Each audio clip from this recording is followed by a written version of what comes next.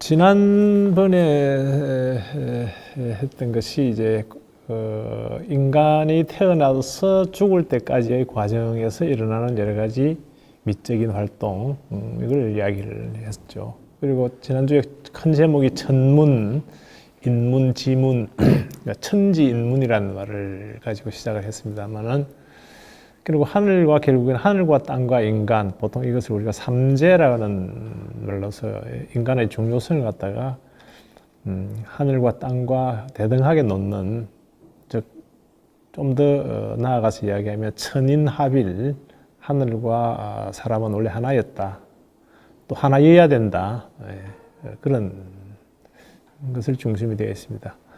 그러니까 하늘의 문이라고 하는 것은 결국에는 밤하늘을 보면은 가장 적나라하게 볼 수가 있죠. 이제 별자리, 은하수, 그리고 달, 낮에는 태양밖에 없습니다만 이것들이 다 하늘의 문이죠. 하늘이 드러낸 문이고, 땅의 문이라고 하는 것은 결국 강과 산, 나무, 계절의 변화, 이런 것들이 땅의 문이고, 그럼 인간의 문의는 뭐냐? 인간의 문의. 이것이 이제 인간이 만들어내는 여러 가지 정신적인, 심리적인 작용에 의해서 이루어지는 여러 가지 미적 활동이라고 할 수 있습니다. 그러니까 미적 활동이란 말은 인간 일상생활 자체가 미적 활동입니다.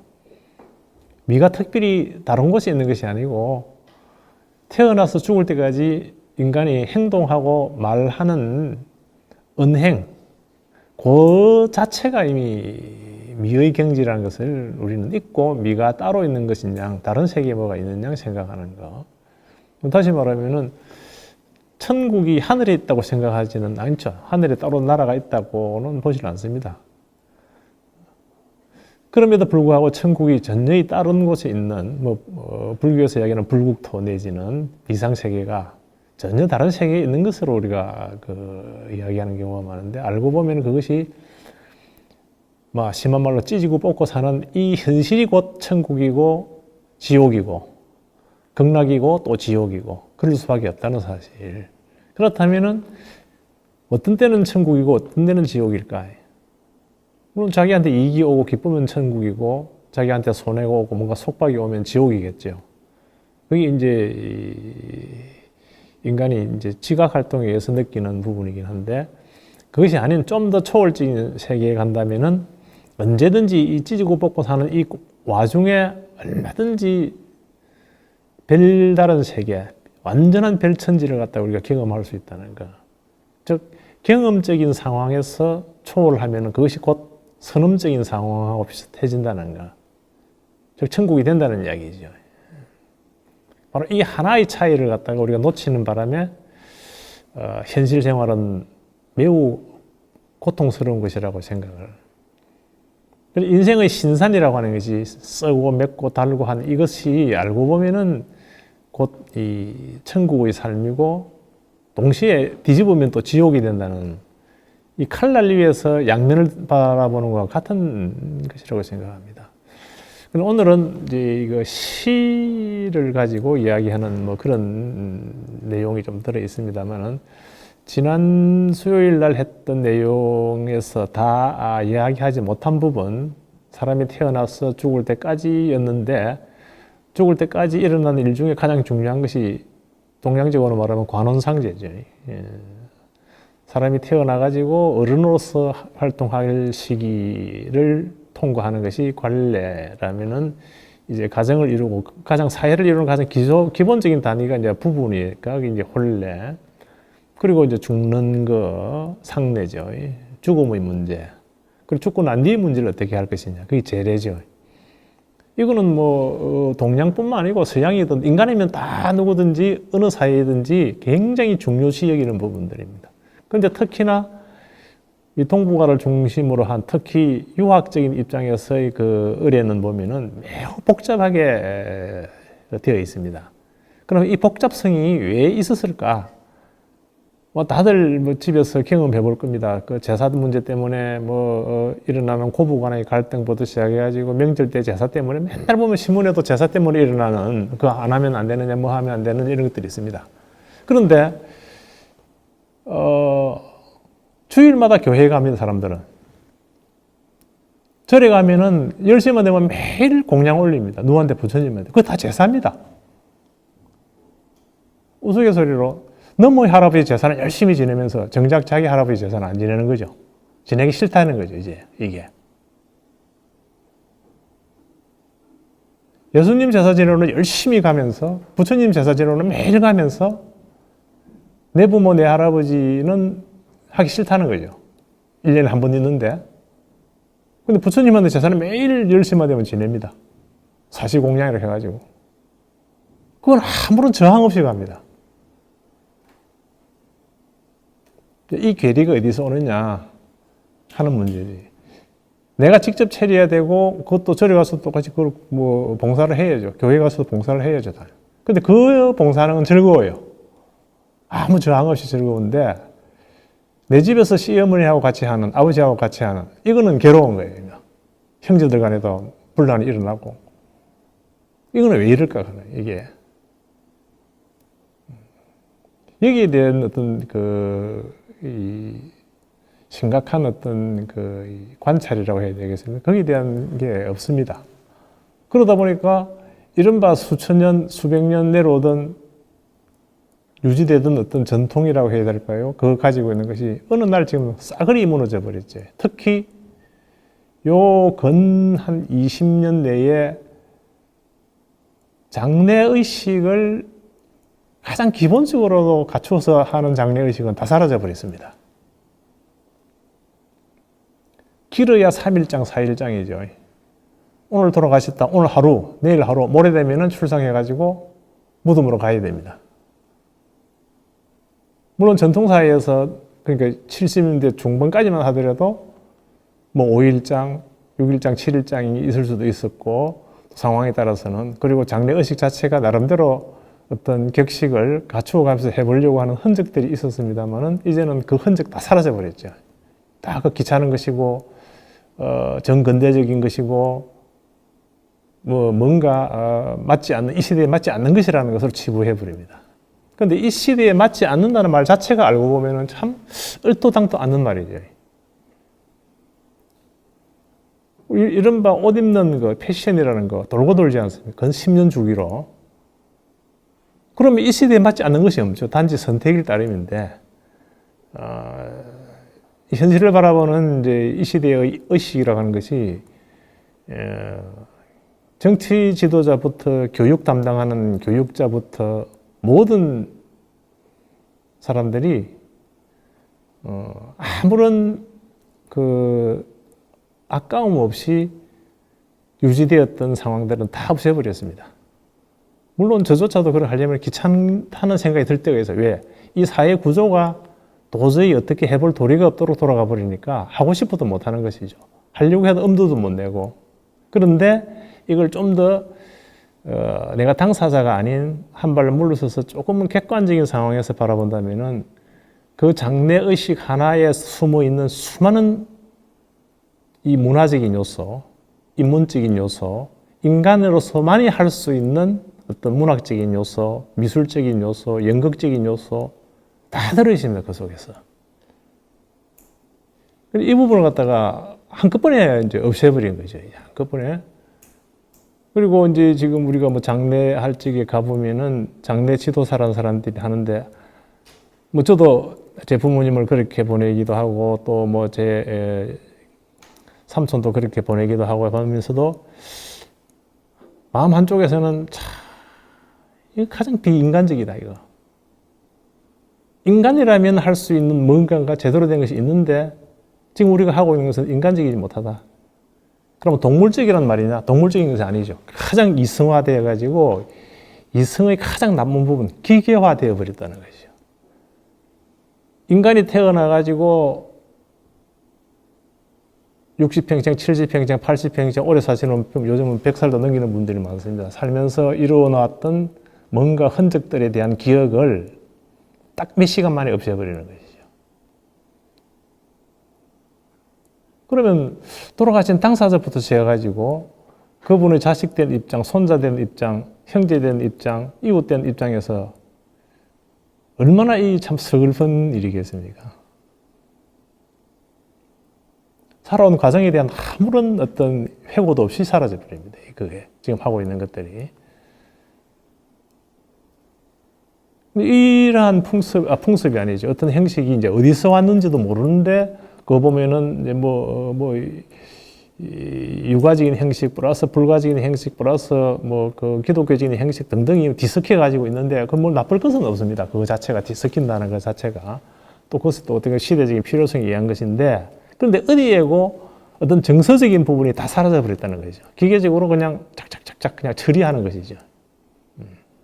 그 일을 통해서 돌아가신 분에 대한 어떤 기억, 산 사람이 가지고 있는 어떤 감정 등등이 서로 교호되는 장소는 전능히 사라져 버리는 거예요.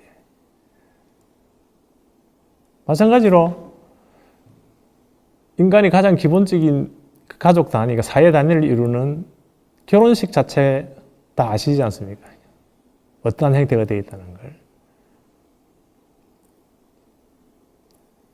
그게 인간이 태어나가지고 새로운 가정을 이룬다는 그 자체는 새로운 사회를 만든다는 건데 매우 귀중한 것이죠.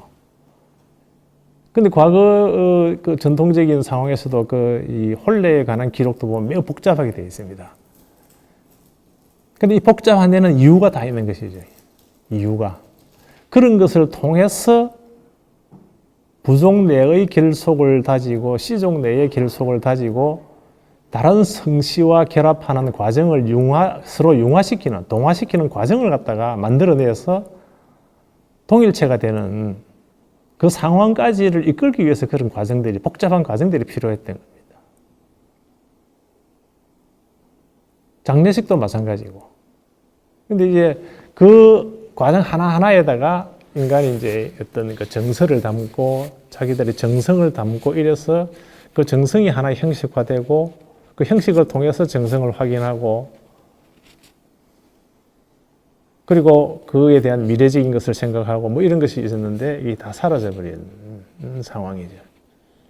이게 이제 이런 것들을 그렇게 사라지게 만들 것이 아니라 어떻게 이 현실에 맞으면서도 이 복잡한 현실이 기계적으로 돌아가는 이 현대 구조 속에서도 어떤 정서를 갖다가 머물게 해서 뭘 가질 수 있을까 하는 문제를 한 번도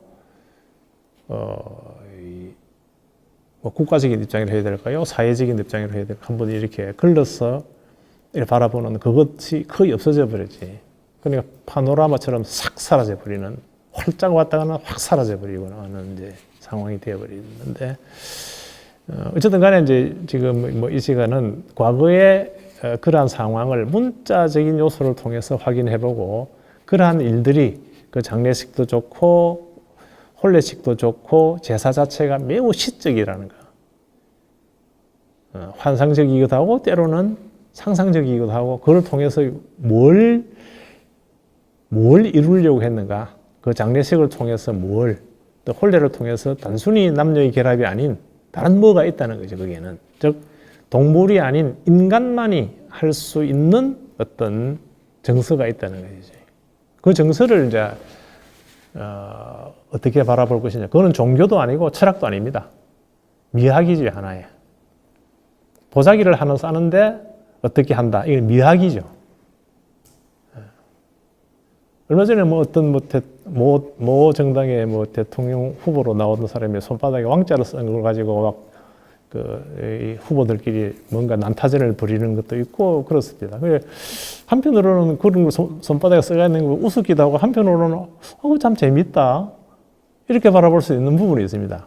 그런데 그걸 단순히 그냥 미신이니 어떠니 이렇게 해가지고 공격을 하는 거 보고 저 공격하는 사람들도 아무런 정서가 없는 사람이구나.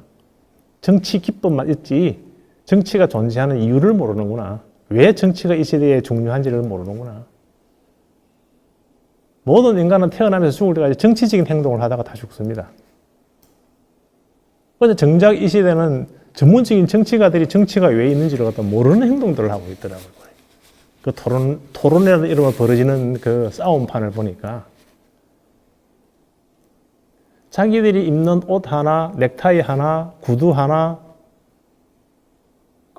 그게 그 주술적인 의미를 가지고 고르는 겁니다. 빨간 넥타이를 고르는 이유, 파란 넥타이를 고르는 이유, 와이셔츠를 갖다 흰 것을 입는 이유, 붉은 것을 입는 이유, 그게 다 주술적인 의미입니다, 사실은.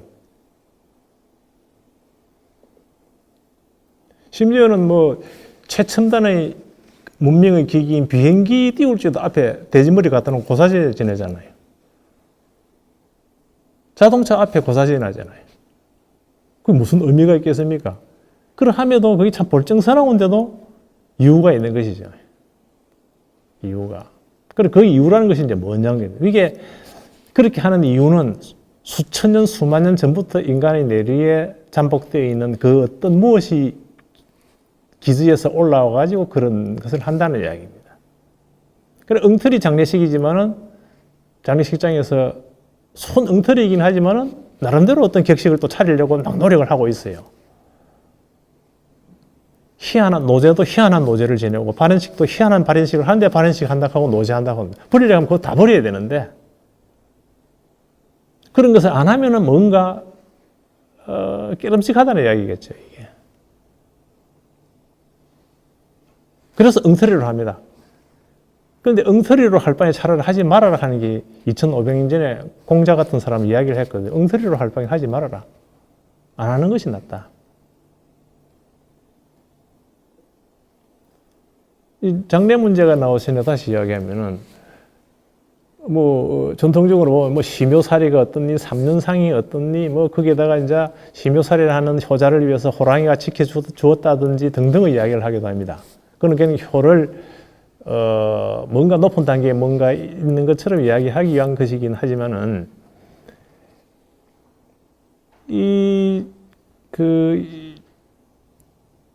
효락하는 것이 뭐냐? 효라고 하는 글자 자체를 가지고 따진다면은 자손을 이어가는 것이 효입니다. 사람은 어쨌든 태어나서 모든 생명이 태어나서 죽는데, 그런데 모든 생명체들은 영원히 살기를 바랍니다. 그럼 영원히 사는 방법은 딱 두 가지죠.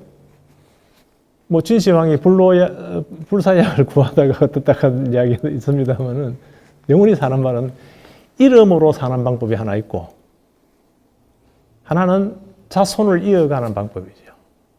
즉, 내 자식이, 내 손자가, 내 고손자가, 내 후손들이 곧 나이니까요. 그래서 효가 강조되는 겁니다. 모든 효는 자식을 이어가는 겁니다. 이거는 모든 생명체가 자기 분신을 갖다가 이 세상에 남겨놓기 위해서 온갖 노력을 다 하죠. 동물, 식물도 자기들이 그 생존 자체가 위험해지면 빨리 꽃을 피우고 열매를 맺어버립니다. 그럼 자기는 빨리 죽더라도 씨앗을 퍼뜨려서 내 후손은 살도록 만들겠다 이 말이거든요. 이게. 날씨가 변하면 갑자기 그 열매가 단단해지거나 꽃이 빨리 떨어지고 이럽니다. 그게 뭐냐면 결국에는 위험을 느끼고 살기 위해서. 그럼 자기는 죽는데 죽음으로써 살겠다 이 말이죠.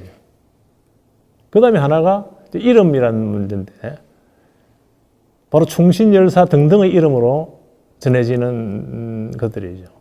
안중근, 유관순, 이순신, 그분들은 다 죽음으로써 영원히 사는 사람들이죠. 예수님조차도. 그래서 의사열사들은 죽는 줄 알면서 죽으러 들어갑니다.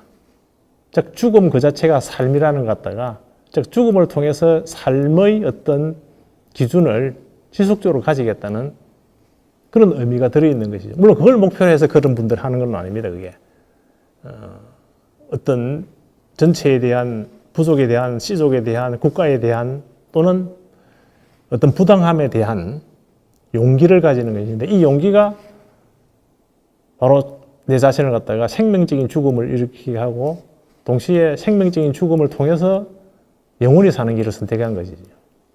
그러니까 죽음 그 자체가 미학인 거지, 이제는.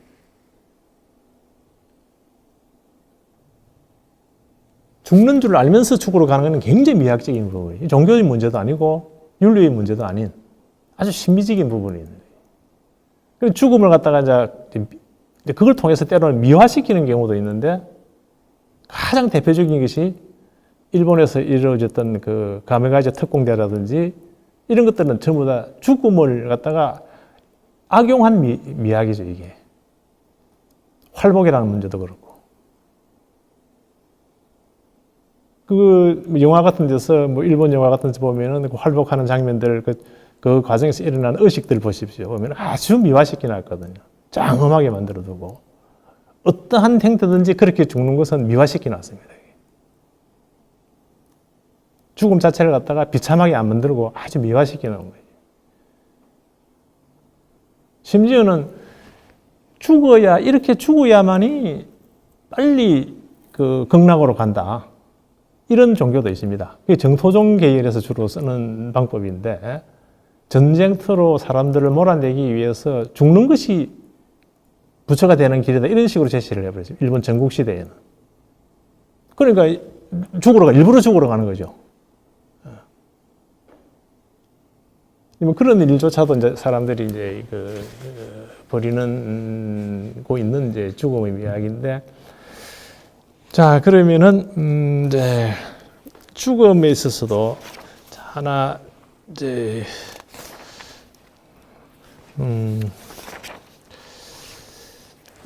사람이 죽으면은 일단은 혼과 백이 분리된다는 것이 이제 그 음양가들의 이제 이야기고, 육아에서도 그걸 받아들이고 있는 형태인데, 그러면은 이 혼이라는 것이 뭐냐? 혼이라고 하는 것이 뭐냐? 사람이 저번 시간에 그 이야기 나눌 적에 태어날 적에 영이 깃든다. 태어난 것 자체는 영이 깃든다는 걸로 왔습니다. 그럼 죽는다는 건 뭐냐? 영이 사라진다는 이야기가 되는 거지. 영이 떠나간다고. 그래서 이 혼이라는 글자를 보면은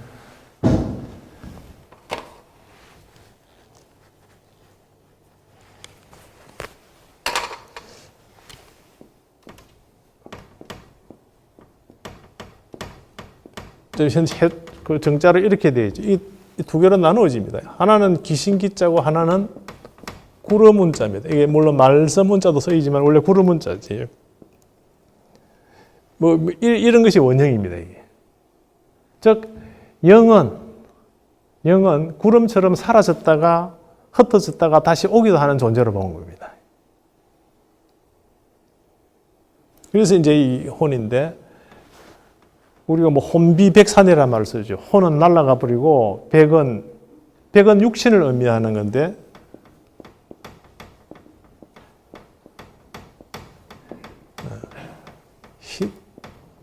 신백자의 운영 이런 식이죠.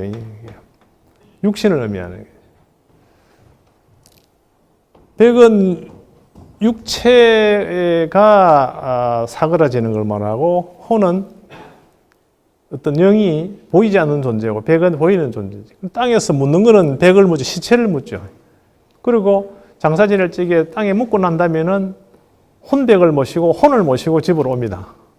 이제 그 혼을 모시고는 뭐 사면상을 치른다, 이제 이렇게 되는 부분인데, 이 처음 사람이 죽고 난 뒤에 하는 행동 중에 하나가 복이라는 게 있습니다. 복.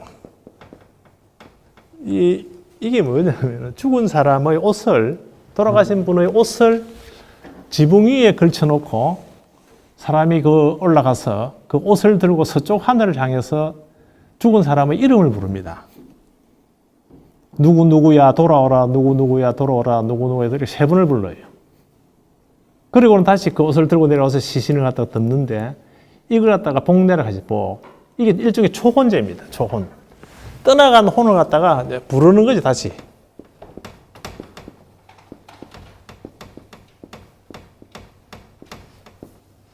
이것도 이제 장례식에서 일찍이 사라진 부분입니다. 일찍이. 더군다나 뭐 아파트에서 이런 걸 할 수도 없었겠죠. 그러면 고전 영화 중에 간혹 보면은 왕실의 장례 지낼 적에 환관이 기왓장 위에서 서서 서쪽을 향해서 옷을 흔들면서 죽은 임금의 또는 왕자의 이름을 부르는 장면들이 간혹 있는 경우가 있습니다. 거기에 말하자면 이 초혼이죠. 떠나간 혼을 불러서 다시 환생시켜야 되겠다. 그래 불렀는데도 안 오시니 이제는 죽은 것이다. 우리가 사망 이럴 적에 사망했다는 말을 쓰는데 한 단어처럼 보이지만 각기 다른 단어죠, 이게. 사는 그러니까 죽은 사람의 백골 앞에 사람이 엎드리가 있는 모습이고, 망은 땅에 묻어가지고 없어졌다는 뜻입니다. 근데 지금은 사망이라는 것이 그냥 목숨이 끊어지는 것으로 이제 주로 뭐 해석을 해버리고 마는데, 저런 이제 이 혼을 돌아오도록 부르는 행위. 그 다음에 또 하나가 중요한 것 중에, 사라진 것 중에 아주 안타까운 것 하나가 만장이라는 것이 있지, 만장. 이 만장이라는 걸 알고 보면은 죽은 사람에 대한 기리는 시들을 모아서 이제 그 깃발처럼 써서 사용하는 건데, 그러니까 생전에 이 사람하고 교류했던 모든 사람들이 돌아가신 이분에 대한 자기 기억을 시적 표현을 하는 거죠. 이게 박정희 정권 시절에 이제 가정의례 준칙이라 해가지고 이 장례 절차라든지 이런 것들 매우 간소화시키는 걸 했습니다. 그때 제일 먼저 하지 말라 해가지고 만장을 없애요. 만장하는 걸. 그런데 알고 보면 이 만장이라는 게 굉장히 시적이거든요. 그 당시에는 한 사람이 돌아가신 것에 대해서 아는 사람들은 각기 그분에 대한 기억을 시로 표현해가지고 가져왔단 말입니다. 그럼 문학이 현실 생활에서 얼마나 이렇게 발달되는가? 그리고 또 제문, 시집간 딸들은 돌아가신 친정 아버지를 위해서 제문을 지어옵니다. 또는 동생이, 또는 조카가, 또는 그 윗사람이 또 아랫사람을 위해서 제문을 짓기도 하죠. 그리고 그게 문학에 있어서 얼마나 중요한 부분인지, 뭐 심지어는 우리 국문학에서 조치문가는 게 있습니다. 어느 부인이 부러진 바늘을 갖다가 조하는, 그리고 조친문도 있죠. 바늘을 갖다가 이렇듯 그 만장이라 하는 거, 죽음을 두고 여러 가지 일어나는 그 미학적인 부분을 생각한다면은 그게 매우 연극적이고 매우 문학적이고 또 공예적인 부분도 있죠. 그 꼭두라든지, 혹시 제주 가면 그 본태박물관이라고 있습니다. 거기 들어가 보면은 아주 좋은 상료를 그대로 보관하고 있는데, 거기 보면 거기 사용된 여러 가지 꼭두들 보세요, 그게. 얼마나 다양한지. 그런데 희한하게 그 상류에 쓰이는 꼭두들이 사람 형상 있는 동물 형상이 있는데 다들 기뻐하는 모습입니다. 슬퍼하는 모습 하나도 없습니다. 죽음 자체는 매우 슬픔에서 동시에 매우 기쁨이다. 왜? 이승에서는 사라지니까 슬픔인데 이분이 다시 다른 세상에서 태어나니까 또 기쁨이죠. 이게. 그래서 이 두 가지가 동시에 있는 거예요. 이게. 또 상년 나갈 적에 상년 노래. 보통 내일같이 출상할 적에 오늘 저녁에 상도꾼들이 모여서 연습을 하기도 합니다. 그러면 그 부르는 노래가 가만히 들어보면은 이 노래 자체가 이미 수천 년 전부터 전래되는 노래들이거든요, 이게. 그러니까 시와 노래, 연극, 모든 것이 다 들어가 있죠, 이 안에는. 장례식 하나에. 이걸 갖다 송두리째 어느 날 다 없애버렸다는 거죠, 이게. 그러니까 없애버렸다기보다는 없어져 버렸습니다. 사회 구조가, 생활 구조가 이렇게 급속하게 변하다 보니까. 그렇다면은 한 지역에서 가지고 있던 이러한 정서들을 갖다 유지하기 위해서라도 뭔가 사회적인 논의 또는 지방 정부끼리의 논의, 자체에서의 어떤 논의 등등이 있어가지고 형식을, 그 형태를 놀이 형태라도 유지시켜가지고 간다면은 지역마다 가지고 있는 전통성의 문제, 역사성의 문제, 그것을 바탕으로 해가지고 미래적인 것을 이야기할 수 있지 않을까 싶은데 우리는 그걸 갖다가 거의 다 놓쳐버린, 그냥 민속학 해가지고 학의 부분으로 다 넘겨버렸습니다. 그건 연구 대상으로. 물론 그 연구 대상이 다시 이제 현실로 뭐 부활될 수 있는 길이 있을지 없을지 그건 모르겠습니다만은 굳이 그러한 형태는 그 부활은 아니더라도 다른 형태로 그 어떤 마을의 축제, 지역의 축제 모양으로 얼마든지 갈 수 있는데 이걸 다 놓쳐버렸다는 거예요. 이게.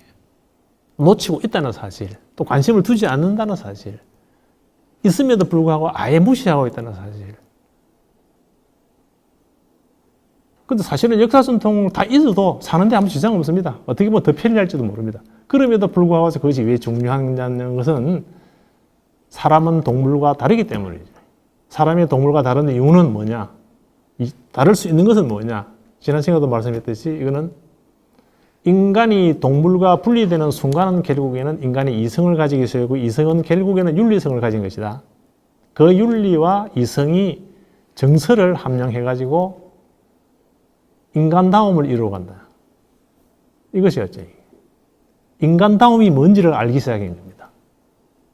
그러니까 인간이 뭔지를 갖다가 스스로 터득한 거죠. 거기서부터 인간이 동물에서 벗어나가지고 여기까지 오는데 지금은 동물성은 벗어날지 모르지만 기계화 되어버렸다는 거예요.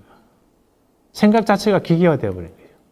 즉 이거는 이성이 극단적으로 나쁜 쪽으로 갔을 때 일어나는 게 인간성의 기계화. 그러니까 아까 이야기한 장례식, 결혼식까지도 기계화 되어버린. 따지고 보면은 좀 더 비판적으로 보면 그런 거죠. 뭐 그렇지 않다고 하면 또 뭐 그렇지 않습니다. 그러함에도 아쉬운 것은 인간이 기계화되고 있다는 사실은 부정할 수 없는 사실이죠, 지금.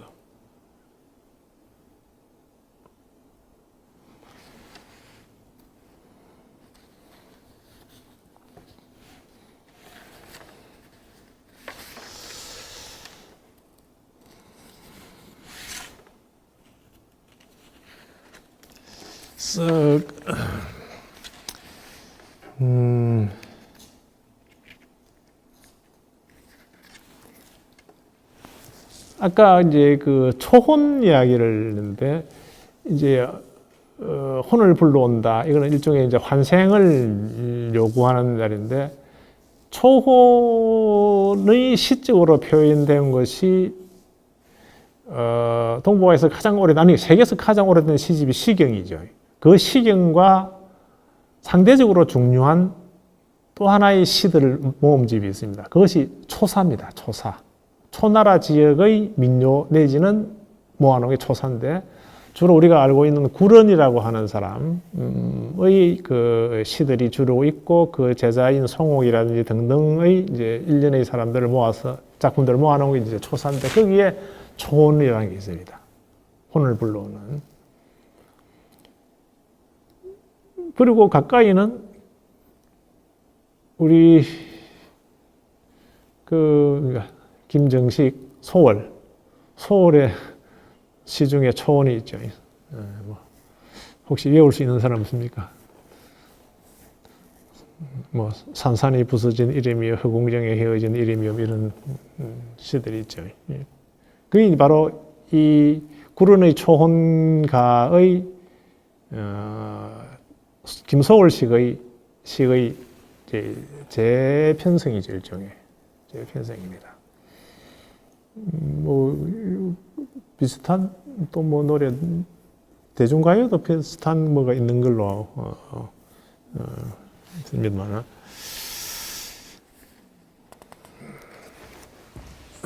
여기서 또 하나 이제 어차피 이제 죽음과 관계된 걸 조금 이야기했으니까 지리산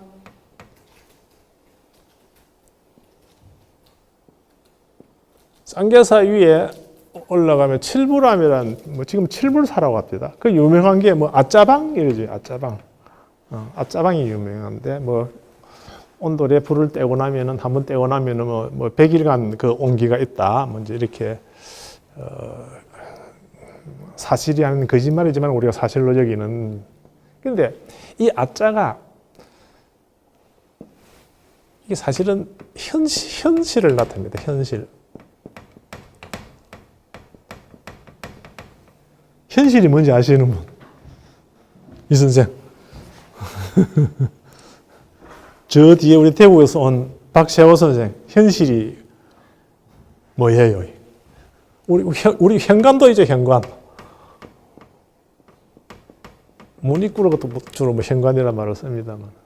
현실이 무덤입니다. 무덤 안에 시신을 놓는 자리가 현실입니다.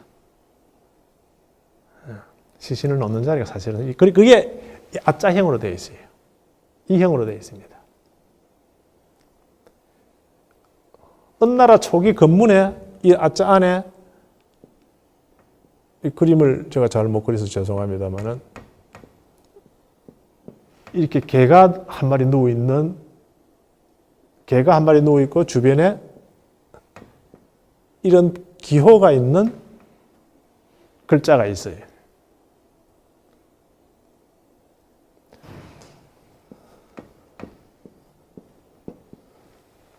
그래서 이게 무슨 자죠?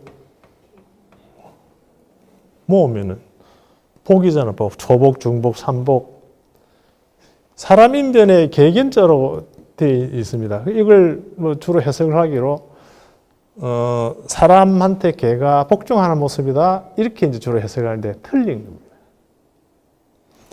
이 현실 안에 개가 이렇게 한 마리 죽고 있는 경우도 있고 현실 주변에 사람 시신과 개가 같이 있는 경우가 있습니다. 이게 인입니다. 요게 복입니다. 요 사람, 즉 제후나 왕이 죽었을 적에 순장한 거죠. 개와 사람을 같이 순장한 겁니다. 사람 순장한다는 이야기를 들으면 개를 순장한다, 말을 순장한다, 타던 말을 같이 한다, 뭐 이런 이야기는 있어도 개를 잘 모른다. 사실은 이 개는 어떤 액을 막아주는 역할에서 매우 중요한 역할을 고대 사회부터 해왔습니다. 우리나라 경주 얼마 전에 어디 보니까 그 신문에 나온 거 보니까 성터 밑에 개 뼈가 개시체적 거니까 뼈가 나온 게 2번인가 뭐 발굴이 된 적이 있다고 했습니다. 뿐만 아니고 서울 근처 어느 성 밑에도 개가 나왔다 했죠. 이게 뭐냐면은 건물이나 성을 지을 적에 주춧돌 아래에 개를 잡아서 묻었습니다. 이거는 뭘 의미하냐면 땅으로부터 오는 나쁜 상황을 막아주는 역할을 개가 한 거예요. 그러면은 사람 무덤에 들은 역시 마찬가지입니다. 이 무덤에 나쁜 영이 깃들지 못하도록 개를 이용한 겁니다. 그럼 왜 개일까? 후각이 인간이 키우는 인간 가까이 있는 동물 중에 가장 후각이 발달된 것이 개죠. 그러니까 미리 그 징후를 알아야 된다는 얘기예요. 그리고 매우 충성스럽죠, 개가. 그래서 이걸 개를 갖다 제물로 쓴 거죠, 주로. 개가 얼마나 제물로 자주 쓰이느냐 하면은 사자성어에 양두구육이라고 있지 않습니까? 양머리 걸어놓고 개고기 판다는 이야기가 있거든요. 그만큼 개가 많이 쓰였다는 이야기죠, 이게. 양보다도 개가 싸다는 이야기입니다. 이 말은 수요가 많으니까 많이 기를 수밖에 없는 거죠, 이게. 이렇게 이제 재앙을 막아주는 데 사용되기도 하고, 동시에 이게 전부 재래용이니까 제사를 지내고 나면 이 고기를 나눠 먹는 거죠. 그러면 우리가 초복, 중복, 말복이 해가지고 그때 되면 뭐 대한민국에 개들이 다 죽는다 나오기도 하고 뭐 이러는데, 이거는 뭐냐면 개를 이용해가지고 계절마다 사용하는 어떤 액막이 행사였습니다, 이게. 개를 잡는데 이런 말도 있죠. 개는 불에 끓여야 맛이 있다, 이런 말을 씁니다. 그럼 이건 단순히 끓는다고 맛이 있을 턱이 없습니다, 그게. 그럼 이 말이 어디서 왔는가? 이게 아주 몇천 년 전에 고대 사회의 어떤 풍속하고 연관이 되어 있는 거죠. 주례라든지 초기 어떤 서적에 뭐 2000 수백 년 전에 이루어지는 그 책에 이미 이 이야기들이 나와 있습니다. 개 가죽을 사방에 걸어 가지고 사방에서 올라오는 재앙을 막는다. 그때가 되면 이런 기록들이 있습니다. 그리고 개를 태워서 그 냄새를 바람에 불려 이렇게 날려 보내 가지고 액을 막는다. 이런 내용들이 주례에 다 기록되어 있습니다. 그러니까 초복, 중복, 말복이라는 말은 그 시기에 초복이 오는 그 시기에 하는 어떤 액막의 행사, 중복도 액막의 행사, 말복도 액막의 행사, 그게 주로 여름에 이루어져 있죠. 그러면 왜? 여름에 주로 전염병이 많이 돌지 않습니까? 거기에 대한 액막의 용으로 개를 가지고 어떤 의식을 치른 거죠. 그리고는 그 고기를 나눠 먹은 거죠. 그러니까 개를 잡아서 의식용으로 쓰고 식용으로 쓰고 하는 것은 수천 년 전부터 있어 와가지고 풍습적으로 남아있는 흔적들이죠, 이게. 끝없이. 이게 이무덤까지 들어가 있었다는 거예요. 이 아하고 관계되는 이야기입니다. 이제 다 사람의 죽음하고 관계되는 부분인데, 근데 죽었어도 개는 주인에게 충성하는. 근데 그런 자에 뭐 개고기를 먹는 풍습 때문에 뭐 서양 사람들이 우리를 갖다가 매우 미기한 이런 이야기를 하는데, 거기에 흔들리는 우리가 참 웃기는 이야기죠, 사실은. 문화라고 하는 것은, 풍습이라고 하는 것은 그 지역이 가지고 있는 가장 지순한 어떠한 어떤 뭐라고 해야 되겠습니까? 결정적인 어떤 뭔데, 그거는 문화는 우열이 있는 것이 아니죠. 다름이 있을 따름인데, 그 다름을 인정 안 하고 일방적으로 미기하다. 서양 선교사들이 한국에 와서 제일 먼저 한 게 미기하다는 말보다 먼저 썼거든요. 너는 미기하다. 그게 왜 우리가 동의해야 되는지 모르겠어요. 지금 이 대명천지에서도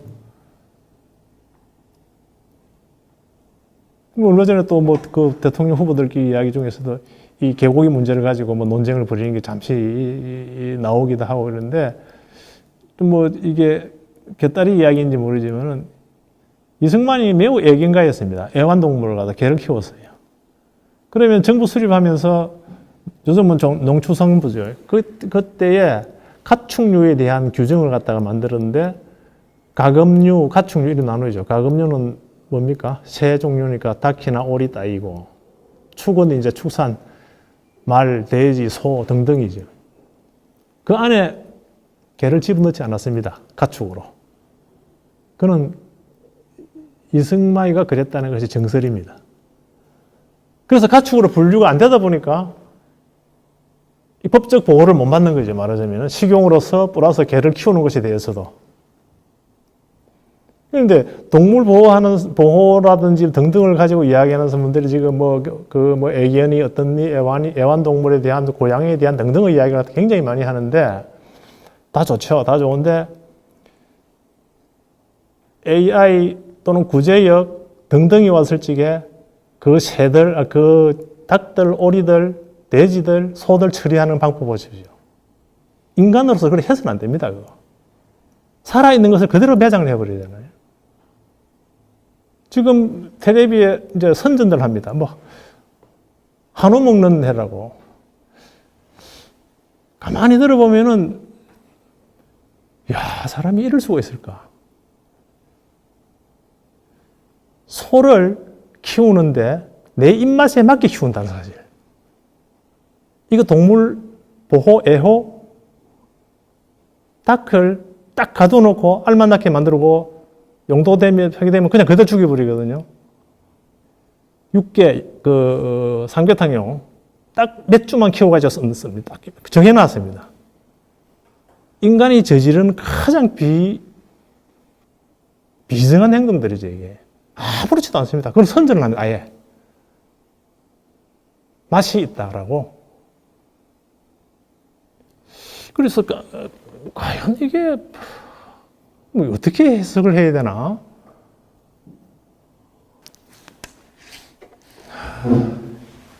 근데 이제 하나 더, 아까 이게 현실에 이렇게 제가 표시했습니다만은, 현실 안에 표시 중에 이런 것들이 들어있는 경우도 있습니다. 이게 많이 들어있습니다. 이 글자 모양으로 치면은 우리 공자 같죠, 이게. 이걸 이렇게 표현하면은 이 무와 같습니다. 무당무자죠.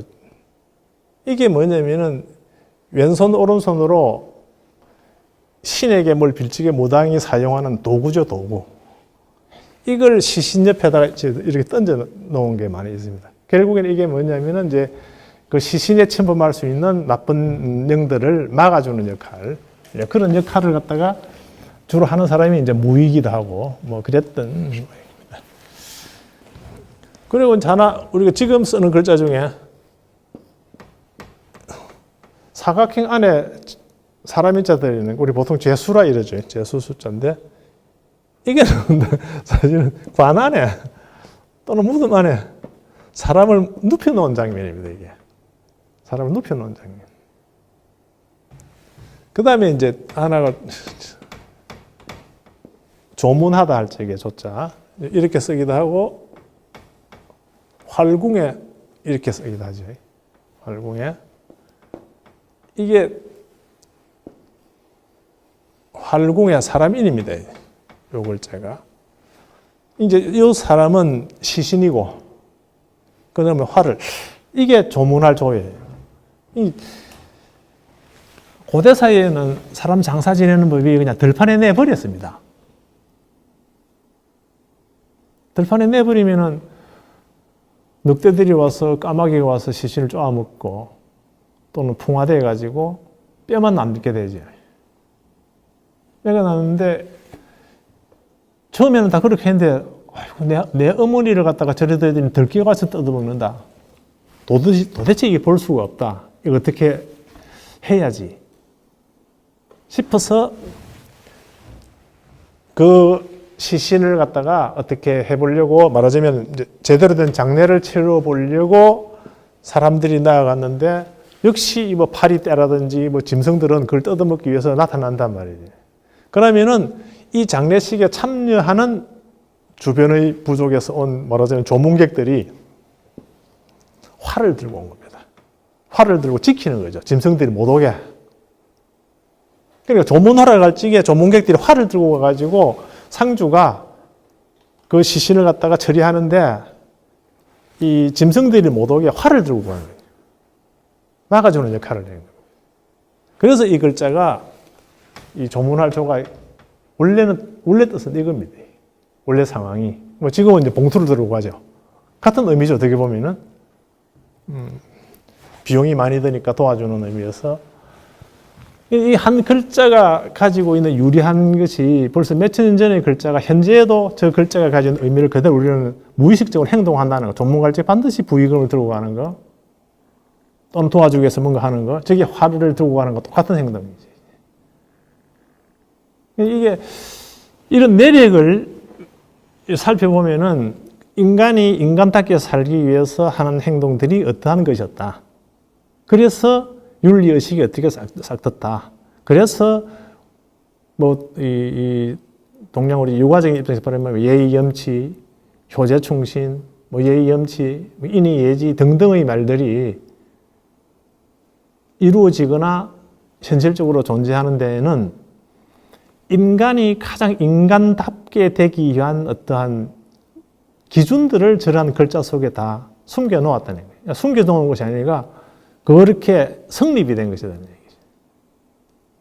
얘기죠. 때로는 이제 저것 자체가 이제 지금 세상은 언어가 세상을 지배하는 세상이 되어버렸는데, 언어라고 하는 것은 이성의 가장 극단적인 소산물이거든요, 이게. 언어라는 것이. 그래서 뭐 지금 언어학자들 중에는 완전히 이거 해체론까지 이야기하는 그런 뭐 시대가 되어버리기도 합니다만은, 어쨌든 간에 인간이 인간답게 되기 위해서 스스로 노력해가지고 이뤄놓은 개념들이 인의, 예지, 효제, 청신 뭐 등등 뭐 이런 것들이라는 거죠. 자, 이제 이어서 이제 시를 가지고 이제 저 이야기를 조금 더 나눠보도록 하겠습니다. 이제 저도 지구상에서 가장 오래된 시집은 시경입니다. 우리나라 시인 중에 그 정지용 시인이 이화여전에서 그분이 영문학 영시개론을 가르쳤다고 합니다. 영시개론을. 물론 저는 또 뭐 들은 이야기입니다만은 그분이 영시개론 시간에 들고 오는 텍스트가 시경을 들고 들어왔답니다. 시경을 들고 들어와서 하시는 말씀이 동서고금의 모든 시적 감성은 여기에 다 들었다. 이런 말씀을 했다고 합니다. 그래서 이화여전에서 영시개론을 가르치는데 남학생이 더 많았대요. 도강하러 온 보성 전문, 연희 전문, 경성 전문 학생들이 더 많았다는 그런 이야기를 제가 그때 도강을 했던 분한테서 들었었습니다. 그만큼 이 시경은 인류가 낳은 매우 중요한 이제 문화유산, 문학서이기도 한데 저번 시간에도 말씀했듯이 시는 모든 시는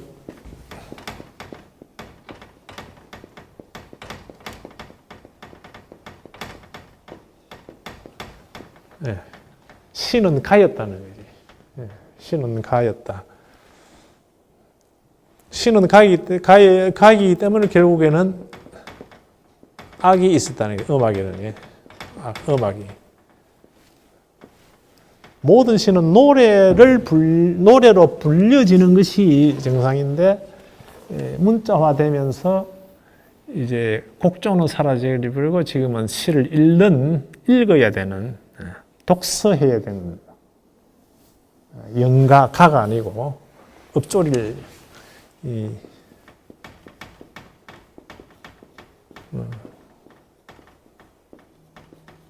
그러니까 소리를 길게 이끌어가는 것이 가거든요. 그러니까 이게 전부 시를 갖다가 했는데 이제 곡조는 사라져버리고 그래서 시경에 나오는 시들이든지 고대 시들을 보면은 그냥 소리만 내서 읽어봐도 그게 리듬을 타게 되어 있습니다.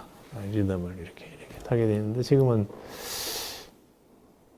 소리 내 읽어가지고 도저히 뭐가 안 되는 아주 어려운 시들을 요즘 시인들이 쓰죠. 그러니까 뭐 그게 그런 것도 시 형식의 어떤 발전이기도 하고 또 어떤 미의 개념이 또 바뀌는 부분이기도 하고 이제 그렇습니다만은. 자, 논어에 나오는 말 중에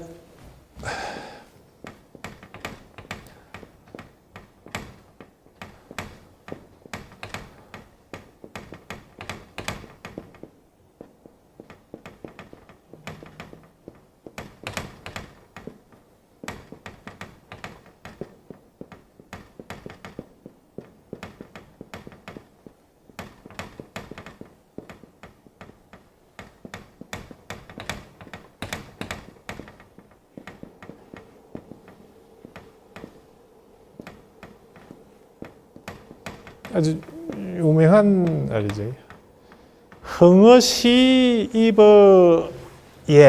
성어악 이렇게 되어 있습니다. 그래서 시예악이죠. 시와 예와 악이 여기 제가 흥, 입, 성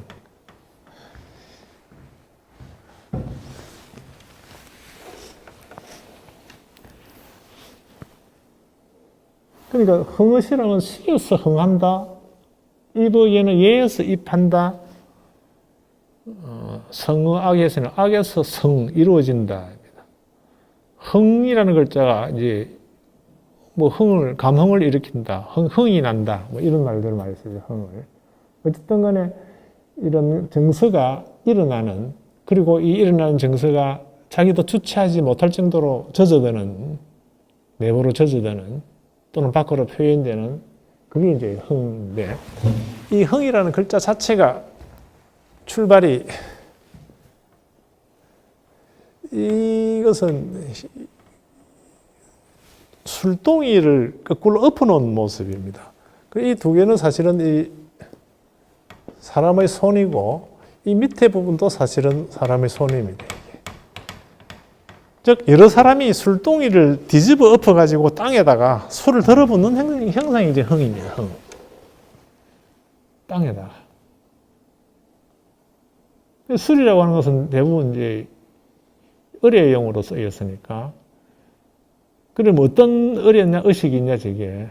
즉, 땅 속에 잠자고 있는 신을 불러일으키는 형상, 그 모습을 상형화한 것이 흥이라는 글자예요. 그러면 시에서 흥한다 이 말은 인간의 여러 가지 상황들을, 인간의 어떤 그 지적인 상황들 플러스 정서적인 상황들을 시에서 다 불러일으킨다 이 말이겠죠. 물론 시를 두고도 공자가 여러 가지 말들을 했습니다. 시에서 뭘 어떻게 하고 뭘 어떻게 하고 이런 말들을 갖다가 많은데, 그럼 이 시라고 하는 것이 전승되어 오던 민요들인데 그 민요 내용 안에서 그를 읊음으로 인해 가지고 거기에서 일어나는 정서의 발양, 그것이 인성에 매우 중요하게 작용한다. 매우 중요하게 작용한다.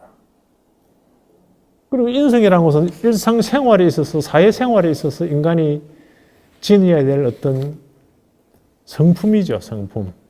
그럼 시라고 하는 것은 결국에 인성의 작용에 기초적으로, 매우 기초적으로 작용한다는 이야기거든요.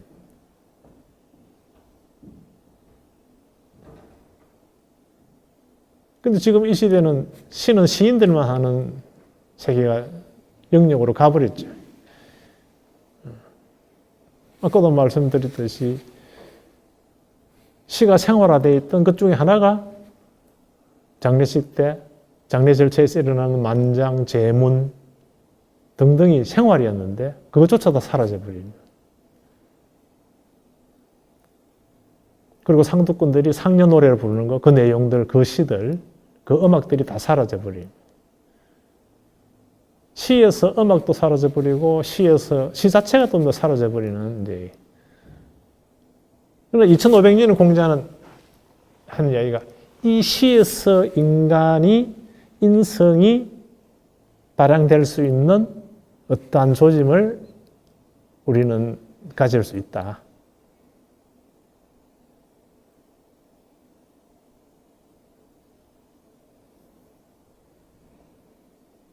그 다음에 보면은 입의예라고 했습니다. 예에서 서다. 이 선다 그러면 선다는 게 뭐가 있는? 예에서 선다는 말이. 그리고 서다는 글자를 갖다가 이게 설립자 형태. 사람이 그냥 이렇게 서가 있는 모습을 갖다가 설립이라고 하는데, 사람이 나란히 서가 있는 경우 병립이죠. 이걸 갖다가 간단하게 쓰면은 요새는 뭐 이런 식으로도 쓰기도 하고 이런 식으로 쓰기도 합니다만, 이런 이제 부호화되어 버렸으니까 두 사람이 서가 있는 모습이죠. 자기 혼자일 때는 문제가 없으나 사람이 딱 두 사람일 경우에는 그때부터 뭐가 발생하겠습니까? 이 두 사람 사이에는 생활상에서 일어날 수 있는 갈등이 있다. 서로가 서로 간에. 죽고 못 살아가지고 결혼해놓고 곧 싸우기 시작합니다. 싸우기 시작합니다. 싸우는 이유는 두 사람 사이에 일으켜지는 갈등 구조에 대한 서로가 이해가 없는 거죠. 내가 어떻게 처신해야 될 것인가, 내가 또는 어떻게 행동해야 될 것인가, 어떻게 말을 해야 될 것인가, 그에 대한 아무런 이해 내지는 조심성이 사라져버리니까 싸움이 일어나는 거죠. 그러면 예라고 하는 것이 바로 사람과 사람 사이에서 일어날 수 있는 분쟁을 미리 조정하는 것이 예라고 생각하면 간단합니다, 이게. 물론 처음 예라고 하는 것은 모든 예는, 신에게 제사 지내는 것이, 제사 지내는 자세가 예죠. 그게 출발은. 그것이 인간 생활에까지 서로에게 조심하는 상황으로 벌어지는 것이 사회 윤리가 되는. 그러니까 예에서 사회 생활에 필요한 인격이 제대로 선다는 이야기죠. 예를 통해서 인격이, 사회 생활에 적합한 인격이 제대로 선다는 이야기. 그 다음에 이제 성의, 악에서 이루어진다. 그러면 뭐가 이루어지는? 결국엔 인격입니다. 인성이 이루어진다. 그럼 왜 악이냐? 왜 그럼 음악이냐? 공자는 매우 음악을 갖다 중요시 여깁니다. 공자 스스로가 매일같이 금운고를 타면서 노래를 했잖아요. 그리고 심지어는 어느 제자가 어느 지방 장관이 되어가지고 있는데 한번 스승 입장에서 한번 놀러 갔어요. 들렀는데 관청 안에서 그 제자가 금운고를 타면서 노래를 부르고 있는 거예요. 그래서 공자가 그걸 듣고 한 말이, 닭 잡는데 어찌 소 잡는 칼을 쓰랴라는 말을 썼습니다. 그 음악 소리만 듣고도 이 제자의 능력을 판단한 거죠. 이런 작은 고을에서 썩기는 아까운 인재로구나. 연주하는 음악을 듣고 그 사람의 어떤 그 행정 능력까지 판단해버렸다 하는, 어떻게 보면 참 얼토당토 않은 이야기인데, 그것이 가능했던 시대가 있었다는 이야기죠. 그런 성은 뭐냐? 성은 그런 음악을 통해서 이루는 것이 뭐냐? 인성의 완성이죠. 가장 높은 단계가 되겠습니다. 인성의 완성이 되는 거죠. 자, 이 3단계하고 비슷한 논리를 또 펴는 부분들이 있습니다.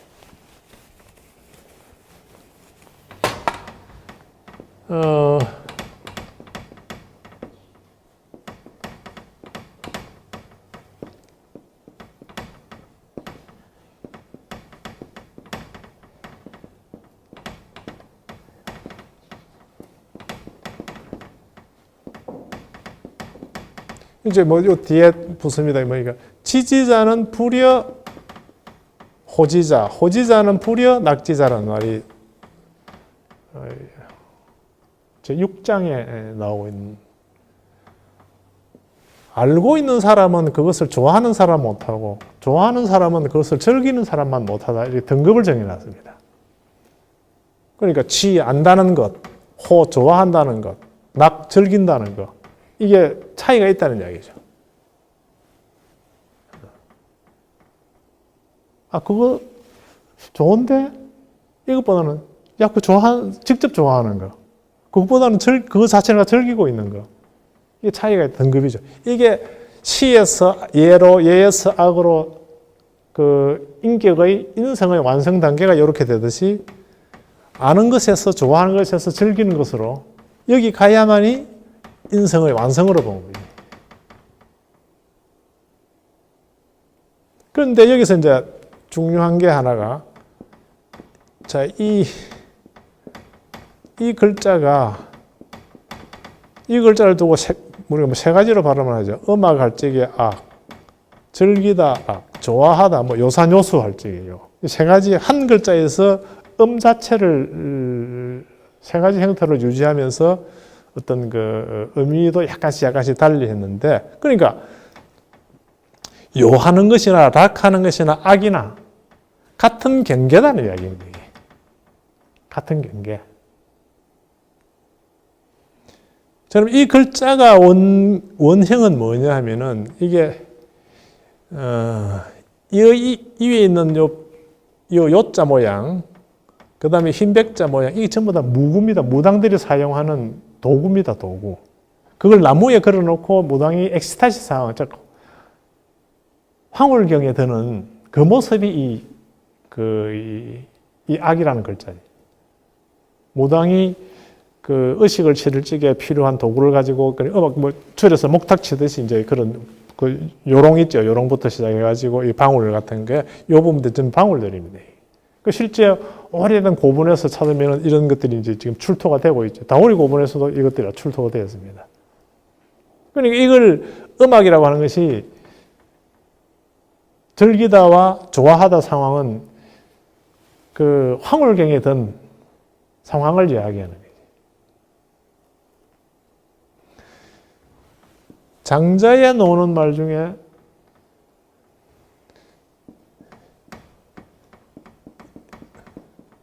없을 무자를 쓰고 그 다음에 이 즐거울 낙을 쓰고 그 다음에 다시 즐거울 낙을 쓰고 그 다음에 하늘천을 쓰고 즐거울 낙을 써놓겠습니다.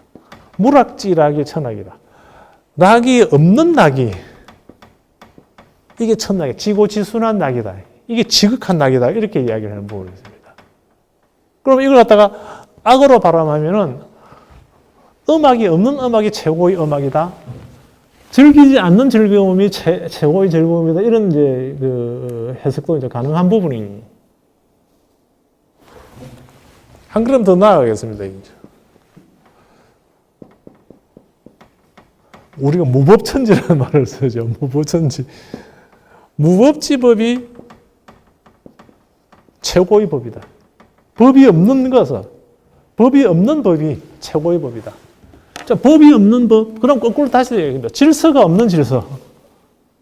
그 최고의 질서다. 그러니까 질서가 없는 질서, 법이 없는 법. 그게 어떤 경제겠습니까, 그게? 지금 우리 아주 현실적으로 뭐 정치판에서 자주 씁니다. 그게 자유죠, 자유. 뭐 자유, 민주란 말과 아주 뭐 자유라는 말을 많이 쓰고 그걸 쓰는데 자유란 게 있어요. 법 위에 법, 법이 없는 법, 질서가 없는 질서, 즐거움이 없는 즐거움, 음악이 없는 음악. 그러니까 초월한 지점에 있어야 된다는 얘기지.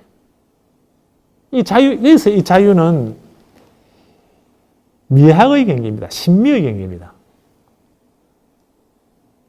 그러니까 수사 김정일을 이야기할 적에 저기 강남에 있는 봉은사 판전이라는 글자 뭐 그걸 죽기 얼마 전에 써서 뭐 동자첸 이런 말을 많이 씁니다. 뭐 유홍전 씨도 거기에 대해서 뭐 여러 가지 아주 찬탄에 맞지 않는 사람들을 현혹시키고 있는데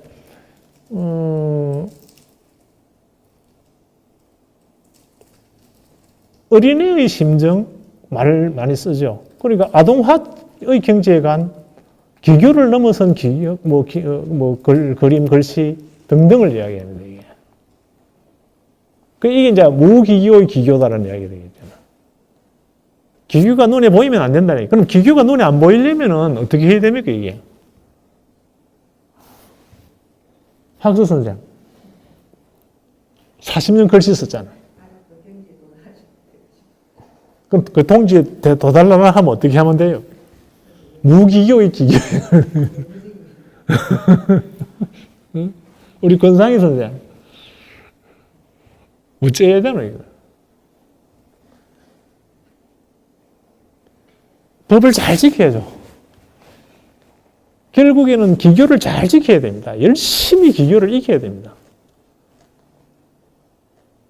그래야 그 기교를 넘어서는 거죠, 이게. 그 법을 넘어선 지점은 거기에 있다고. 철저하게 기본 길을 익히는 것이 그 길을 넘어가는 길이라고. 그러니까 사회가 요구하는 규칙을 제대로 지키면은 법이 필요 없는 상황이 되는 거죠. 공자가 이야기하는 종심소욕 불욕으로 한 말은 내 마음대로 행동해도 나는 법에 안 걸려 이 말은 법 지키는 것 자체가 이제 필요 없는 시대가 되어버린 시대가 자신이 되어버린 겁니다. 법이 왜 있는지 이유를 모르는 거죠. 왜? 한 번도 남에게 해를 줄 수 있는 행동이 안 하는 경지에 가버렸다는 이야기가 되는 거예요. 그러니까 무법지법, 저는 이제 무악지악 하는 것은 굳이 음악을 생각하지 않아도 그 자체가 어마어마한 음악이 되어버리는.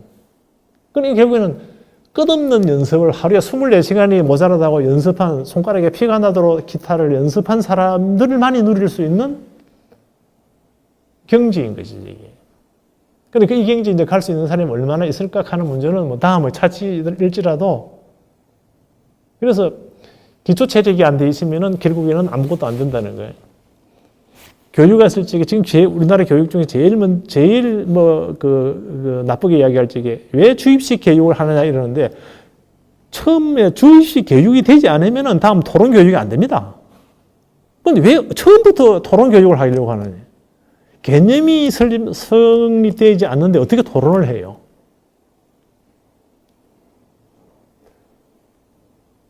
대화를 주고받으면서 유도해가지고 머릿속에 기억이 되도록 그냥 써가지고 이거 외우고가 아니고 외울 수 있는 상황을 주변 상황, 저절로 외워줄 수 있는 상황을 만드는 것이 이제 그 교육의 기법이겠는데 어쨌든 간에 개념이 형식이 몸에 배겨야 그 형식을 넘을 수가 있지. 애초부터 형식을 넘을 길이 없습니다. 전혀. 그리고 인간이 이 세상에 나가지고 판단한 것 중에 제일 중요한 게 도구 사용을 하면서 육체가 그 도구와 동일화되고 도구에 의해서 자연의 여러 가지 상황들을 인간에게 적합하도록 개조해 나왔다고.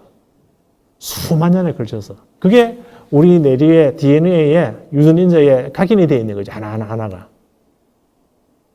그러면서 계절의 변화를 갖다 보고 시간을 감지하고 낮과 밤을 보고 시간을 감지하고 또 이때가 되면 뭐가 되더라는 것을 갖다가 알게 되는 거예요. 즉 자연의 법칙, 자연의 그 합법칙성을 인간의 목적이죠. 내가 편안하게 살기 위해서, 바람을 피하기 위해서, 물을 피하기 위해서, 맹수로부터 나를 보호하기 위해서 굶지 않으려고 농사를 짓는 방법. 이런 걸 인간이 추구하는 목적성이거든요. 도구를 이용해가지고. 동굴을 파기도 하고, 나무를 잘라서 집을 짓기도 하고, 방책을 세우기도 하고, 이거는 자기 목적에 의해서 일어나는 겁니다. 그런데 자연의 순리를 보면은 여름 되면 비 오고, 겨울 되면 눈 오고, 밤 되면 별이 뜨고, 달이 찼다가 기울고, 똑같은 해인데 겨울이 되니까 해가 차가워 보이고, 여름은 뜨겁고, 이걸 갖다 느끼면서 자연이 어떤 규칙, 자연의 규칙, 이건 합법칙성이죠. 인간이 원하는 합목적성하고 자연이 근본적으로 가지는 합법칙성에 대한 인식을 하게 되어버린다. 거기에서 사람들이 판단합니다. 그 판단한 결과가 뭐냐? 그게 미입니다, 미. 미는 어디서 발견되는 게 아니고, 미를 갖다 인간이 감지하는 것은 바로 그 합법칙성과 합목적성이 서로 융합되면서 일어난 것이 미다, 이 말이죠. 즉, 짐승 가죽을 내가 덮어 입는데도 이렇게 자르니까 좋더라. 이게 미거든, 결국에는. 바늘을, 큰 바늘 뻗어도 작은 바늘을 쓸 경우도 있고, 큰 바늘을 써야 될 경우도 있고, 이것을 발견하는 것이 결국 미가 되는 거죠. 큰 바늘을 쓰면 어떻고, 작은 바늘을 쓰고, 이게 이제 미의 발견이죠. 그러니까, 합법칙성은 자연이 가지고 있는 것은 자연의 어떤 순환의 법칙은 이 합법칙성이라면은, 인간이 자기의 어떤 편안함을 위해서 하는 것이 뭐냐면 목적이죠. 이 법칙과 목적이 이루어가지고 만들어내는 것이 미입니다. 그리고 이 법칙은 진에 해당되고 본질에 해당되고 이 목적은 인간의 윤리성과 관계되는데 이게 선이죠. 이게서 진선미가 되는 겁니다. 즉, 그래서 진과 선의 융합에 의해서 일어난 그 무엇이 결국에는 미다, 아름다움이다. 그러니까 저 미는 저렇게 나오는데 결국에는 인간이 인식을 해야 되는 거죠. 자, 이 물컵이 그냥 보면은 뭐 아름답다 생각 안 합니다. 그런데 다른 상황에서 보면 매우 이쁘게 보이는 경우가 있다고, 이게. 근데 미는 일종의 이제 발견인 거지, 이 상황이. 옛날 사람들은 황량한 들판을 쳐다보면은 진저리를 쳤을 거예요. 왜? 저걸 개간을 해가지고 나락을 심어야 되는데, 저걸 개간을 해서 보리를 심어야 되는데. 그런데 지금은 젊은이들 저기 산골짜기에 외딴 카페에서 골짜기의 황량한 모습을 보고 좋다고 앉아 있습니다. 이야, 아름답다 합니다. 그 황량한 모습을 보고 아름답다 합니다. 어떻게 황량한 모습이 황무지가 아름답게 보이느냐는 거예요. 황무지를 쳐다보면은 한목적성 입장에서 바라본다면은 은근 진이 날 겁니다. 아마 저걸 개간해가지고 어떻게 하려면은. 그런데 지금은 그 근처에 어디 카페를 지어놓고 차를 마시면서 황량한 모습을 쳐다보면서 이야, 좋다고 합니다. 이렇게. 그러면 앞에 거는 미가 아니고 뒤에 거는 미가 되는데 이건 어떻게 해석을 해야 되는 거예요? 인간의 정서가 미에 대한 새로운 발견을 한 거죠. 미의 영역을 넓혀갔다는 이야기가 됩니다. 무엇에 의해서? 소양에 의해서. 훈련된 소양에 의해서. 그러니까 결국에는 미를 감지하는 것도 훈련된 소양에 의해서 미의 넓이와 깊이가 달라지게 나타난다는 거예요. 그러니까 자유를 획득하기 위해서는 규칙에 대해서 정확하게 알아야 된다는 거. 기교를 넘어선 기교를 부리려면 기본적인 기교에 충실해야 된다는 거. 그러니까 책을 읽는데도 옛날 사람들 엽등하지 마라, 뛰어넘지 말아라 했습니다. 건성던성, 주망간선을 보지 마라. 물론 그 주자 같은 분도 의자라는 글자는 의심나는 것을 일단 빼고 봐라. 이 말은 잘 모르는 것에 매여가지고 알아야 될 부분을 놓치지 마라, 이런 의미니까. 그 다음에 다시 봐야 된다는 이야기 있죠. 독수백편 의자라는 말도 똑같습니다, 이게. 반복을 통해서, 즉 연습을 통해서, 끝없는 연습을 통해서 연습이 필요 없는 상황으로 가야 된다는 얘기예요. 인성의 도야도 똑같은 상황이다. 그래서 인성은 죽을 때까지 둬야 된다. 인간이 인간다움을 유지하려면 죽는 그 순간까지 이 문제를 놓치지 않아야 된다. 이게 공자가 말하는 호학자입니다. 호학. 끝없이 배움을 좋아해라. 지난 시간에 학이 시습지면 불령여로 학. 그래서 학이라는 것은 배운다는 건 뭘 배우느냐입니다. 여기서. 그럼 뭘 배우느냐면 대부분 배운다 하면은 뭐 지식을 이런 이야기를 하는데 실제 논어 첫째 구 학은 인간이 되는 것을 배우는 겁니다. 인성의 완성을 위해서 노력하는 것이 학이다.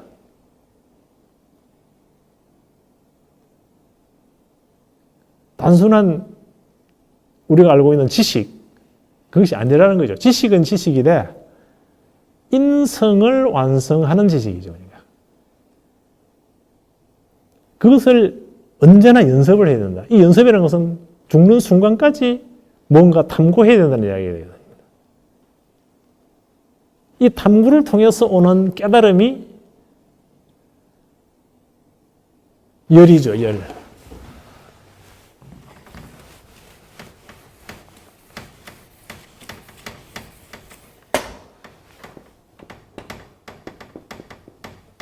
열이고 낙인 거지, 이제. 붙여서 연락이라는 말도 씁니다. 그러니까 학이 시습지면 불령여로 할지 이거는 인간이기를 위해서, 인간이 가장 인간답게 되기 위해서, 즉 인성의 도야를 끝없이 배워나가고 그것을 끝없이 연습하면서 깨닫는 게 있다. 그 깨달음은 뭐냐? 기쁨이라는 거죠. 깨달음의 결과는 결국은 기쁨이라 이게. 그래 놓고 다음 구에 뭐로 되어 있습니까? 유붕이 자원복량인 불령락호가 되어 있습니다. 친구가 찾아오면은 또한 기쁘지 아니하느냐. 참 기쁜 일이다 이 말이죠 이게. 친구가 찾아온다. 뭐 그걸 해석하는 방법에 대해서 그 친구가 동지자일 수도 있고 뭐 있는데 좀 더 이야기하면 사회적으로 합니다 이게. 앞에는 학이 시습적인 불령은 나 혼자죠. 내 개인이 추구해야 될 상황을 이야기한 거고 친구가 찾아와서 즐겁다 이 말은 사회성을 가진다는 이야기입니다. 즉 내가 깨달은 말을 갖다가 이 사회에 적용해도 전혀 남이 거부감을 느끼지 않는 상황이 된다. 그게 낙이다. 그런데 낙도 역시 똑같은 깨달음이죠. 그렇다면. 그러니까 이 벗이 찾아온다는 말은 사회성을 강조한 겁니다. 개인의 깨달음이 내 사적인 깨달음이 절대적인 사회성도 확보해야 된다. 대중성도 확보해야 된다. 보편성을 유지해야 된다. 이런 이야기예요.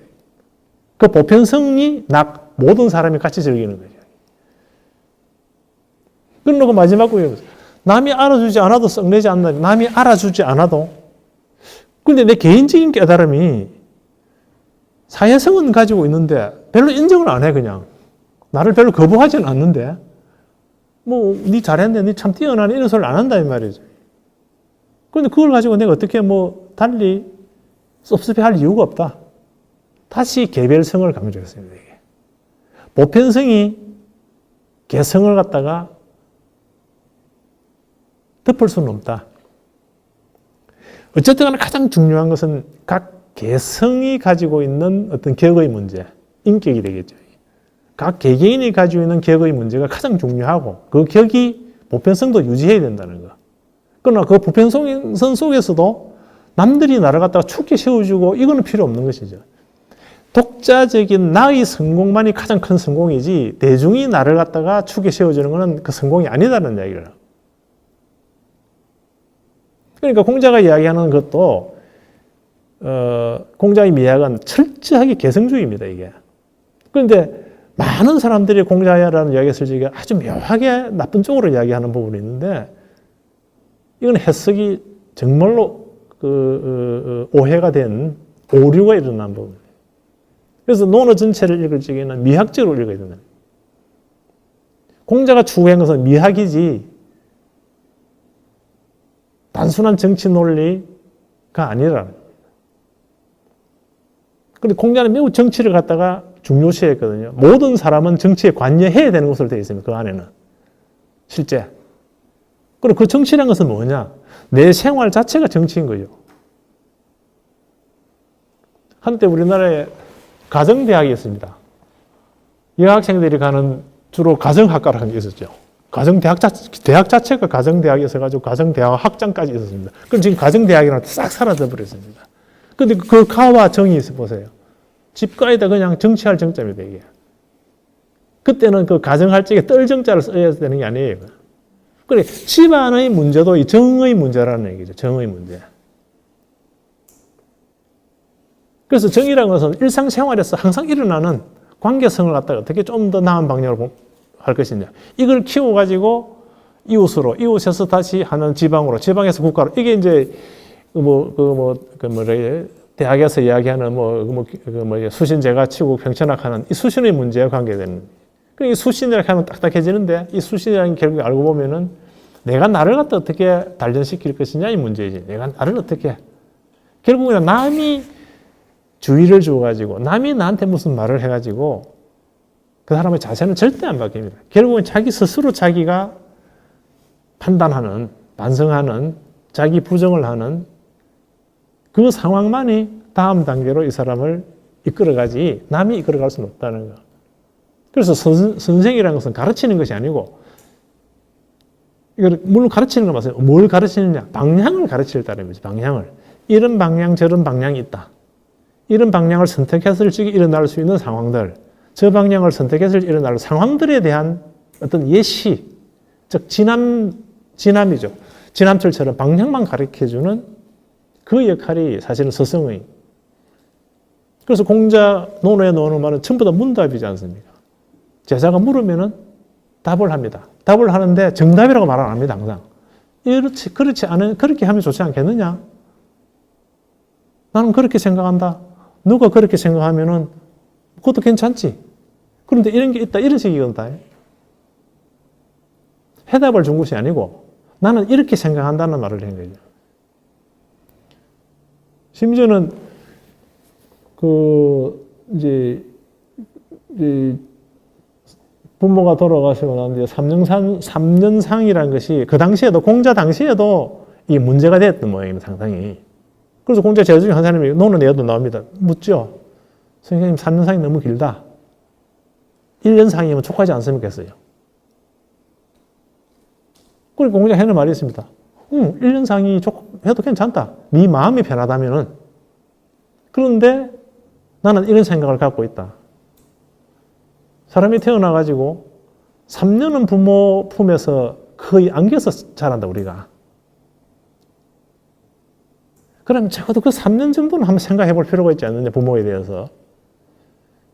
그런데 네가 1년상으로서 족하다 하면 그러면 된다.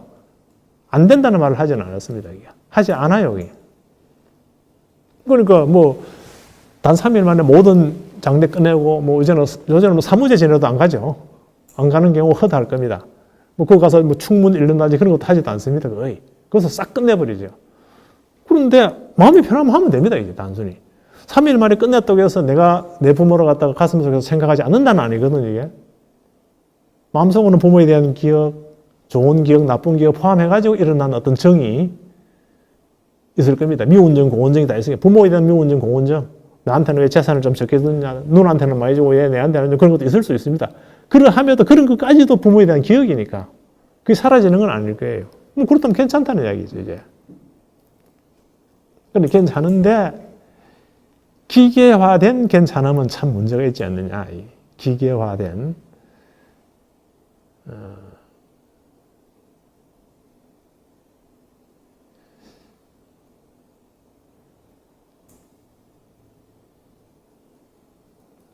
그래서 인간이 인간다움이라는 것이 고대 사회에서부터 형성되기 시작한 것이 결국에는 사회 윤리의 개념들에 대한 호재 충신이라는 등등이 지금 이 시대에 와가지고 맞지 않는다가 아니고 얼마든지 맞다는 이야기죠. 단지 쓰는 용어, 행하는 방법만 사회 구조가 바뀌고 살고 있는 건물 구조가 바뀌고 행동할 수 있는 반경이 바뀌고 하다 보니까 그게 바뀐 데 따라서 그냥 하되 그 안에서 정서적인 부분이 좀 더 강조되면 점점 기계화되어가는 이 상황을 갖다 우리가 타개할 수 있지 않을까. 즉 기계에다가 감성을 부여하는, 이게 요즘 강조하는 최첨단 우리 생활기기에다가 감성 부여하는 그걸 갖다가 아이폰을 만든 누구가 인문학을 통해서 그런 것을 만들었다. 이런 아주 극단적인 말까지 하고 있죠. 그 사람이 꼭 철학을 해서 민중에서 그런 아이폰을 만들고 컴퓨터를 만들고 한 건 아니죠. 그런데 그런 컴퓨터를 만들고 이 휴대폰을 만들고 하는데 감성적인 요인을 넣으려고 매우 노력을 했다는 것. 그것이 대중적으로 성공했다는 얘기죠. 즉 대중하고 만나는 것도 결국에는 기계적인 것이 아니고 이 감성적인 부분이, 정서적인 부분이 어떻게 작용하냐에 따라서 매우 달라진다는 거. 그렇다면 이 상황은 고대적인 상황하고 똑같습니다. 이 최첨단 기기 문명이, 테크놀로지가 이렇게 극단적으로 있는데도 불구하고 이 속에 이미 주술적인 내용부터 시작해가지고 고대 사회에서 무들이 행하던 여러 가지 연락의 상태, 엑스타치 상황을 갖다가 기기 속에서 찾고 있는 거죠. 문제는 그림도 영구히 할 수 없는 무슨 지금 그런 시장이 열린다서 하는데 그 일종의 가만히 보면은 도저히 이성적으로는 이해하지 못하는 환상의 세계, 연락의 세계, 엑스타시 상황을 갖다가 기계가 구현을 하고 있는 거죠. 기계가. 그럼 그 안이, 저는 이렇게 생각해요. 그 안이, 바로 그 부분이 어떻게 보면은 고대 사회부터 인간이 추구했던 극락 정토가 거기 아닌가. 그 극락 정토를 인간의 기기를 통해서 문명적인 그 가장 극점에서 또 다른 것을 만들어내는, 메타버스라는 말도 씁니다만 보니까. 그쪽으로 가고 있는 게 아니냐, 지금. 실제 구현하고 있지 않느냐.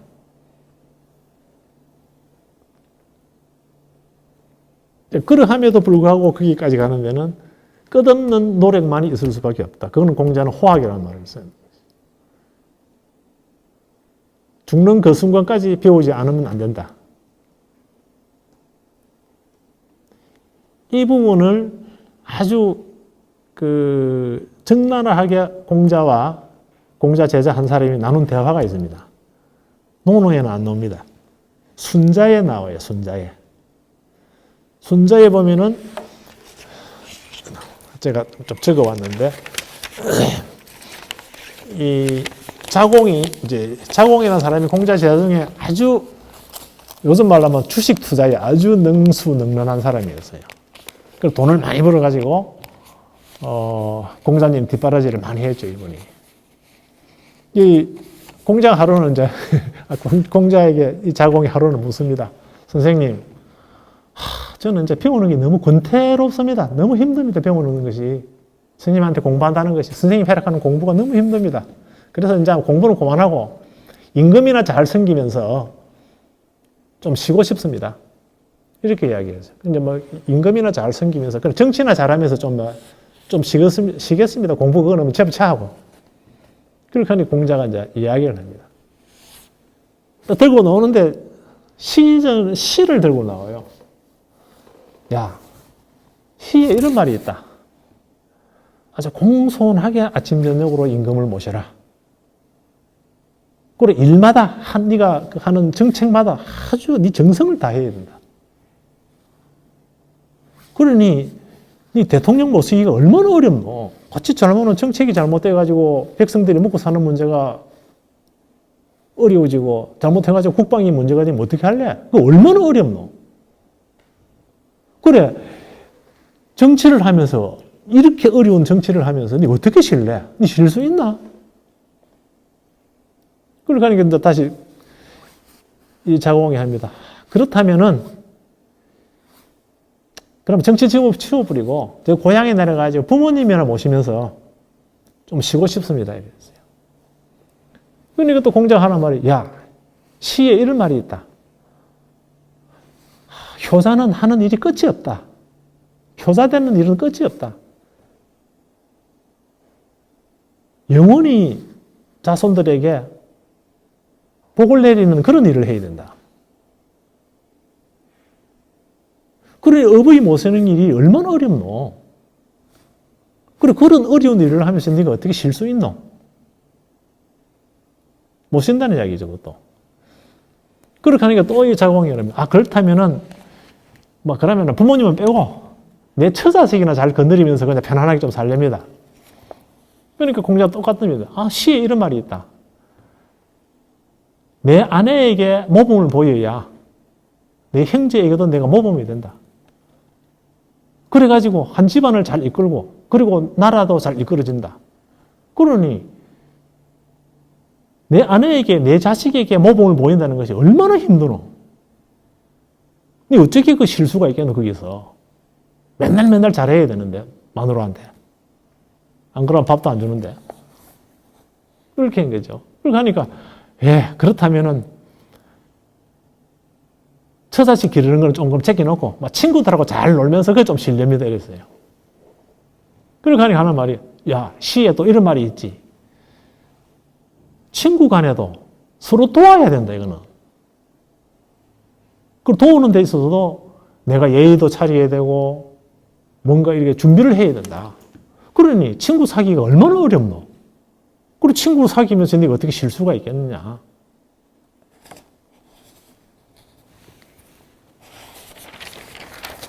그러다니까 자공이 또 하나 말이 그렇다면은 이제 농사나 지으면서 그냥 실랍니다. 요즘도 뭐 고향에 돌아가가지고 뭐 텃밭이나 가꾸면서 이런 말 많이 쓰죠. 텃밭이나 가꾸면서 살랍니다 이렇게 한 겁니다. 저 가가지고 한 100평 해가지고 전원주택이나 짓고 그래가지고 저기 살랍니다 하니까 공자가 역시 똑같은 말을 합니다. 시에 이런 말이 있지. 낮에는 풀을 베야 되고 밤에는 새끼를 꽈야 되고 빨리빨리 지붕도 이어야 되고 또 모종도 심어야 되고 이 농사 짓는 일이 얼마나 어렵노? 농사 지으면서 네가 어떻게 쉴 수 있노?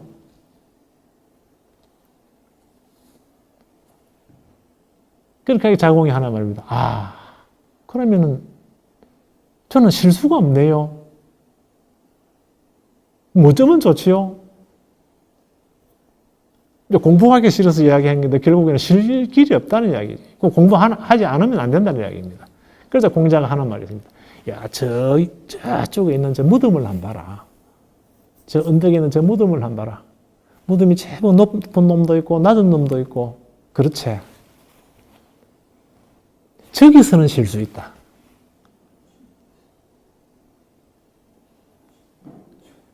그렇게 자공이 말합니다. 대단합니다. 죽음이요. 참 대단하구나 죽음이요. 죽어야만이 군자도 쉬고 소인도 쉬는군요. 죽어야만이 군자도 쉬고 소인도 쉬는. 이게 순자의 공자와 자공의 대화가 나와 있습니다. 사실 우리가 논어가 주지만은 공자의 그 말씀이 주지만은 주변 특히 장자 그 다음에 이 순자 이 두 권은 공자의 논어에 있지 않는 공자의 실체를 갖다가 보강해주는 아주 중요한 이 자료들입니다. 물론 맹자도 마찬가지고 이게 하기 시습지면 불령요로화 이런 말 공자가 하는 말 내 제자 중에 배우기를 좋아하는 사람은 오직 한 사람이다. 안년이다. 이런 말도 있습니다.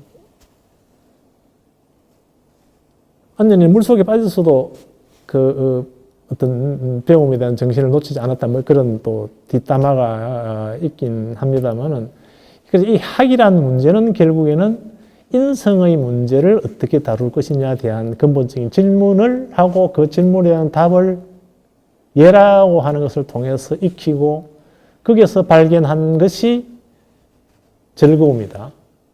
즐거움의 미학이다. 이 말이죠.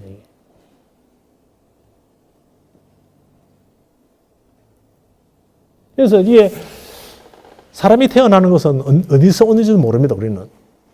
이 이야기를 역시 유학미학에서 똑같이 하는 부분인데 어디서 온 줄 모르는데 이것이 무엇이냐라고 질문해 본들 답은 안 나오죠. 이것이 뭐냐? 단지 어떻게 살 것이냐, 어떻게 할 것이냐는 문제가 남아있다, 이게. 이것이 무엇이냐가 중요한 것이 아니고 어떻게 할 것이냐가 문제예요. 왜 태어났는지 이유를 모르는데 이거는 해결할 방법이 지금도 없고 영원히 없겠죠. 인간이 어디서 왔는가 해결할 길이 없습니다. 이게. 물론 과학적으로는 뭐 하등동물에서 어떻게 뭐 이런 것들이 이제 가설 플러스 뭐 그게 증명이 되는 부분도 있긴 합니다만은 그러함에도 불구하고 인간은 어디서 왔는가? 인간은 어떻게 해서 다른 동물하고 다른가? 그러니까 이게 이제 철학이라는 것이 결국에는 이 문제를 다루는 게 철학인 거죠. 그러나 끝까지 해봐야 답 없습니다, 이거는. 그렇다면은 주어진 이 생명을 어떻게 유지하면서 살 것인가, 어떻게 살 것인가가 문제죠. 이 어떻게는 결국에는 방법론인데 방법에는 여러 가지 기교가 들어가야 되겠죠. 그 기교는 결국에는 미학일 수밖에 없다는 거예요. 미술관에 걸려있는 그림의 미가 아니고, 뭘 그것도 포함한 일상생활에서 인간이 밥 먹고 똥 싸고 행동하는 과정 속에서 일어나는 지적인 것 또는 의식적인 것 또는 무의식적인 것 모든 것을 포함한 행동의 그 무엇의 가장 합당한 부분. 그게 미라는 거죠. 그렇게 진과 선이 융합되어 가지고 미가 이루어졌지만 결국에는 이 미 때문에 진과 선을 개발할 수 있다는 거예요. 진선미에 있어서는. 미에 의해서 진실체가, 인식체가, 진은 결국 인식의 문제니까 인식체가, 선은 결국 윤리 문제니까 의지죠. 윤리라는 것은 의지는 내가 지켜야 된다는 의지를 가지고 하는 것이니까.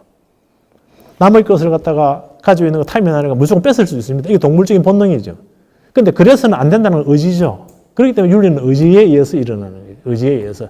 저놈을 한 대 때리고 싶지만 때리면 안 된다. 내가 때려서는 안 되지. 이건 의지에 의해서 일어나는 거죠. 윤리, 예의, 염치는 전부 다 의지에 의해서 일어나는 거예요. 이 의지조차도 결국에는 미적으로 될 수밖에 없고 미에 의해서 의지가 내가 이렇게 행동하면은 남한테 밉보이지 않겠지. 또는 이쁘게 보이겠지. 그게 뭡니까? 덕이죠. 덕. 덕은 내가 손해보는 게 사실은 덕이거든요. 그래서 앞에다 붙이는 말이 미덕. 행동이 미행, 아름다운 행동이다. 그런데 우리가 알고 있는 아름다운 행동이랄지 아름다운 행동, 아름다운 덕, 그 미는 알고 보면 우리가 알고 있는 일반적인 미, 색채의 아름다움부터 시작해 이게 아니고 착하다는 의미를 갖고 있는 거죠. 착하다. 그러니까 착하다하고 아름답다는 사실은 같은 말이라는 겁니다. 그러니까 미와 선은 같은 말이다. 문자학적으로 같습니다. 미, 글자 모양을 보십시오. 양 밑에 큰데 또는 불로합니다, 이게. 선, 옛날 글자는 이거 말서문이 붙어 있는데 지금은 이렇게 해가지고 입구 형태로 되어 있죠. 다 양양자가 들어있습니다. 그냥. 출발이 같다는 이야기죠. 아름답다와 착하다는. 그 사람은 참 아름다운 사람이야 했을 적에 그냥 얼굴이 이쁘니까 아름다운 게 아니고 행동 거지가 이뻐서 아름답다는 말을 쓰거든요. 그 사람 참 아름다운 사람이다. 그래서 아름답다는 착하다, 선하다 이런 의미죠.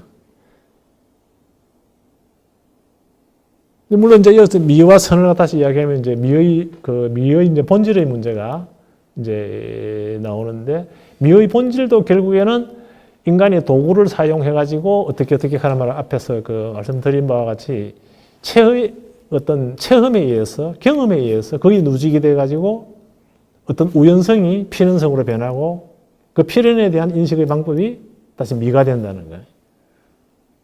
이 세상을 사는 방법은 아침에 일어나가지고 저녁에 잠잘 때까지 잠자는 자세까지 미적이지 아니한 것이 없다는 거. 단지 우리가 그걸 미라고 판단을 하지 않을 따름이지.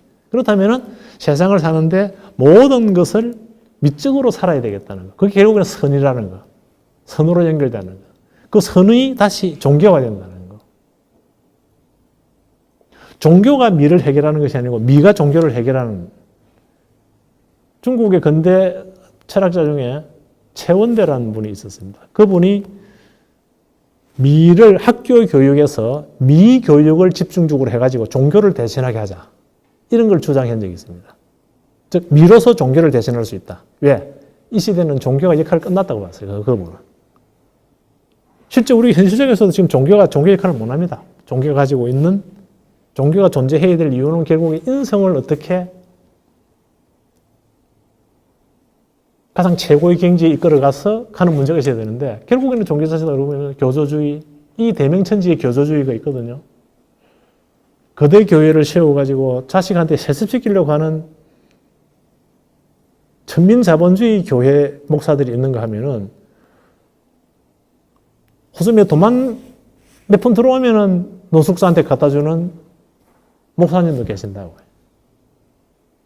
그런데 역대 대한민국의 정치가 장관, 유명 인사들 보면요, 그 거대 교회의 신자였지 노숙자를 위해서 행동하는 이 목사님이 주재하는 교회의 신자가 아니더라고요. 국가 정책을 주무르면서.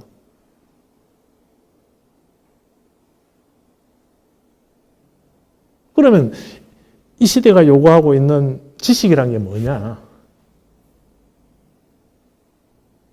지식이 왜 필요하냐 이거죠. 지식이 왜 필요하냐? 그 지식이란 것도 결국에는 알고 보면 인간이 인간답게, 여기에 기준이 맞춰져야 되는데, 인간이 인간답게가 아니고 인간이 인간답지 않게 살아도 된다는 걸 갖다 증명하는 지식들, 법률들이 횡행하는 게 현 사회인 듯 보이는 거. 뭐 그렇지는 않겠지만은, 이 이유는 미가 뭔지, 내 행동이 어떻게 미하고 연결되는 건지, 어떻게 아름다울 수 있는 건지, 인간의 어떤 부분이 가장 인간다운 아름다움인지에 대한 자각을 안 하니까, 깨달음을 안 가지니까, 학위 시습을 안 하니까, 깨달아 보려고 안 하는 거죠, 이제. 이게 이 시대가 가지고 있는 허점인 것 같아요. 근데 우리 이제 이 미술관, 경남 도립미술관이라고 하는 이 미술관이 뭘 해야 되느냐에 대한 질문을 갖다가 해볼 필요가 있는 거죠. 뭘 해야 되는 것인지. 이렇게 지어놓고 있습니다만은 그냥 하나의 구색 갖추기로 지어놓은 미술관인 거죠. 투자는 안 하고. 미술관의 역할이 뭔지 한 번도 생각 안 하고. 정치적으로 이용하려고 하고.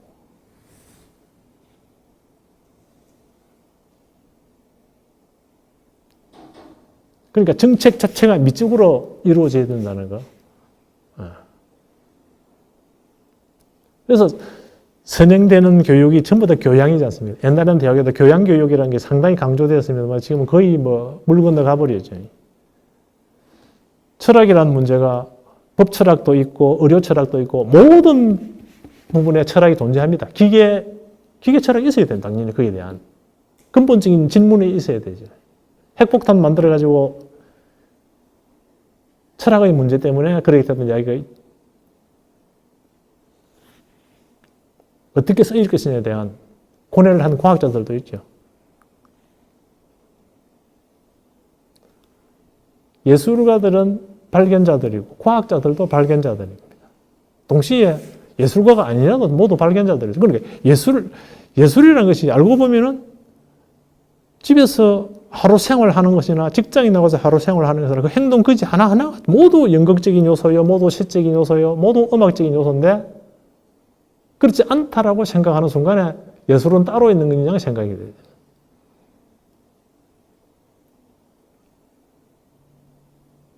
아침에 출근할 적에 거울 앞에서 넥타이 이렇게 안 메어보는 거. 그게 결국에는 미적인 행동이자 동시에 주술적인 행동입니다. 넥타이가 삐뚤어지는데, 그럼 넥타이 삐뚤어지게 매면 어떻게 돼요? 일부러 삐뚤어지게 만들어가지고 미적으로 놀려고 하는 사람들이 있습니다. 그러니까 바로 하는 것도 주술적인 의미가 있어요. 이렇게 맸을 적에 어떤 효과가 있을 것이다. 남한테 단정해 보인다든지 희망사항이죠. 그 희망사항이 주술적인 의미입니다, 사실은. 넥타이를 안 매고 이걸 갖다 풀고 갔을 적에 내가 좀 만약에 남한테 예의 없이 보이지 않겠느냐. 이게 미적인 행동에 대한 스스로의 경계심이거든요. 그런데 이렇게 열고된 것이 미가 되는 경우도 많습니다. 청바지 일부러 찢어가 있는 거. 한편으로는 이상하지만 한편으로는 다 되는 게 그게 이제 미의 발견인 거죠. 그래서 일상생활에서 하나하나가 우리는 발견자적인 입장에서 바라보면은 그게 전부 다 미하고 연결된다는 거. 그게 전부 다 시적인 생활이라는 거. 그게 전부 다 음악적인 생활이라는 거. 그래서 공자가 요구한 것이 배우자. 배우기를 좋아하자. 그래, 배우기를 좋아하자는 말은 공자의 그 말들은 전부 다 심미적인 미를 갖다가 찾아보려고 하는 것에 근본하고 있다. 그래서 유학은 미학이다. 미학적인 입장에서 유학을 바라보면 유학의 본질이 보인다. 유학은 절대로 고리타분한 우리가 알고 있는 그런 것이 전형이 아니라는 거. 특히 원시 유학은 더 그렇다는 거예요. 이게 결국에는 이제 뭐 이런 이야기는 불교적인 것이 우리나라에 지금 강하게 있고 기독교적인 것도 강하게 있지만은 어쨌든 아직까지도 현실에 있어서 중심으로 이루고 있는 것이 유학적인 윤리의식이 많이 지배적인데 그것이 가지고 있는 아주 선구조적인 것을 너무 놓치고 있다는 거. 이것들을 다시 서구의 기독교적인 입장하고 융합시키고 불교적인 걸 새롭게 융합시켜서 새로운 어떤 미적 상황들을 만들어 볼 수 있는데 거기에 대한 어떤 이 담론들이 정치가도 해야 되고 법률가도 해야 되고 철학자도 해야 되고 일반인도 해야 되고 다 해야 되겠는데 어떨지 모르겠어요. 이 입장에서는 이게. 하나만 하고 질문을 좀 받고 마치도록 하겠습니다. 자,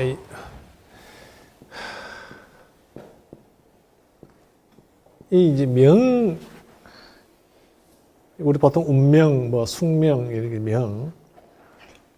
공자 이야기 중에 이제 지명이 이제 뭐 50이 되어서 이제 드디어 명을 알았다는 말이 나옵니다. 명을 알았다. 여기서 이제 이 명이 이제 뭐냐 하는 문제인데, 물론 문자학적으로는 뭐 간단합니다. 사람이 꿇어 앉아 있는 모습인데, 꿇어 앉아서 뭘 들어야 되는 이제 우리 명령하다 할 적에 명이나 령이나 거의 뭐 같이 써 있는 입구가 붙느냐 안 붙느냐에 따라서 써 있는 정도인데, 자, 과연 이 명이 이제 뭐냐는 거죠. 명이. 보통 우리가 운명이라는 말을 많이 쓰고 숙명이라는 말, 숙명, 운명, 뭐 운명은 어쩔 수 없다. 숙명이라서 포기하듯이 이야기하는 경우가 많습니다. 이게. 그 경우에 이 명은 거의 천명, 하늘이 내린 명령이니까 뭐 어떻게 방법이 없지 사람의 힘으로 이런 의미가 되겠죠. 그럼 이게 뭐 칸트적으로 하면은 뭐라고 했습니까? 정언명령, 정언명령. 그 일종의 선언적인 거, 경험이 현실 경험이 아니고 태어나기 이전에 뭐 인간이 생기기 이전에 뭔가 있었다고 보는 그 선언적인 이야기. 뭐 이런 것이고 또 이거는 필연이라고 주로 보는 거죠. 필연. 뭐 피할 수 없는 반드시 그렇게 될 수밖에 없는 게 필연이었어요. 반드시 그렇게 될 수밖에 없는. 그다음에 이제 상대적인 건 우연이죠. 우연. 어쩌다 생각지도 안 했는데 일어나는 일들. 근데 사실은 세상에 자연 현상에서 일어나는 건 전부 우연입니다. 근데 희한하게 이 우연이 반복이 된다는 거예요. 우연한 상황이. 이 우연한 상황이 반복이 되면은 필연인 것처럼 보이는 거거든요. 뭐, 봐라, 안 그렇더나. 안 똑같더나. 피할 수 없는 것이 아니냐, 이런.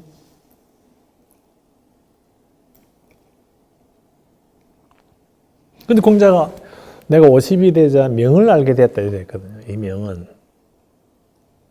명을 알게 됐다는 이 말 속에는 물론 이게 약간의 가미될 수도 있지만은 이 명은 내 스스로 어떻게 할 수 있다는 의미가 됩니다. 이게. 내 스스로 어떻게 할 수가 있다. 내 스스로 어떻게 할 수가 있다.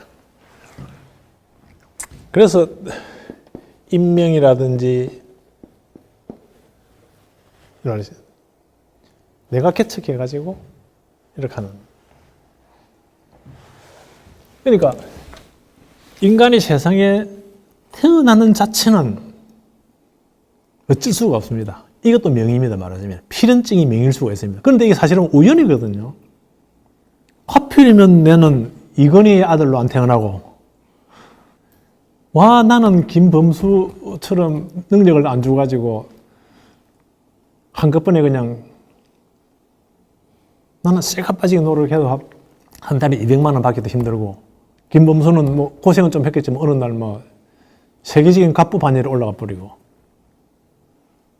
그건 분명히 주어진 거는 맞습니다. 주어진 거. 내가 선택한 게 아니고 선택의 여지가 없는 것이죠. 이제. 여기까지는 필연적인 것 같은데 그것도 뭐 우연이거든요. 어쩌면 나도 이건희 아들로 태어날 수 있었을 건데 나도 김범수처럼 될 수 있었을 건데 나한테 그런 상황이 주어지면 나도 그렇게 할 수 있었을 건데 하는 생각이 우리 듭니다. 이거. 그러면 크기만 다르지 이건희 아들처럼 살 수 있고 김범수처럼 살 수 있는 거죠. 크기만 다르지. 근데 그 크기를 그 넓이를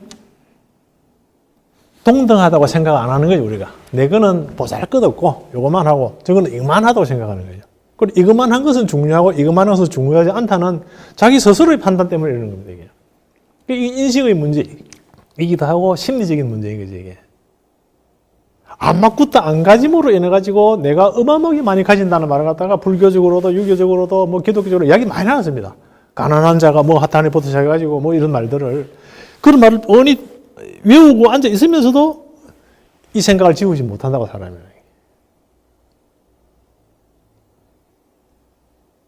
이것이 그렇지 않다는 걸 공자가 알았다는 겁니다.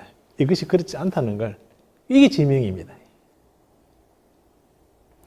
작은 것과 큰 것이 결국에는 같을 수 있다는 사실을 갖다 공자가 알은 거죠. 그래서 그 다음에 62순이라는 말, 기가 순순해졌다는 말은 세상의 평판에 대해서 아무 의미가 없다, 그게. 내가 내 개인에 대한, 내 자신에 대한, 내 몸뚱이에 대한, 내 정신에 대한 확인한 무언가를 내가 발견한 거죠. 그게 지입니다. 그렇기 때문에 바깥에서 오는 소리에 대해서 나는 전적이 그게. 그리고 70에 내 마음대로 해도 나는 가는 말이 나옵니다. 내 마음, 대자유를 얻는 거죠. 대자유를. 그 공자가 가진 것도 마지막 대자유입니다, 이게. 이 대자유는 결국에는 대미입니다. 큰 미죠. 미의 세계에 드디어 미의 세계에 놀 수 있게 된 겁니다, 이게.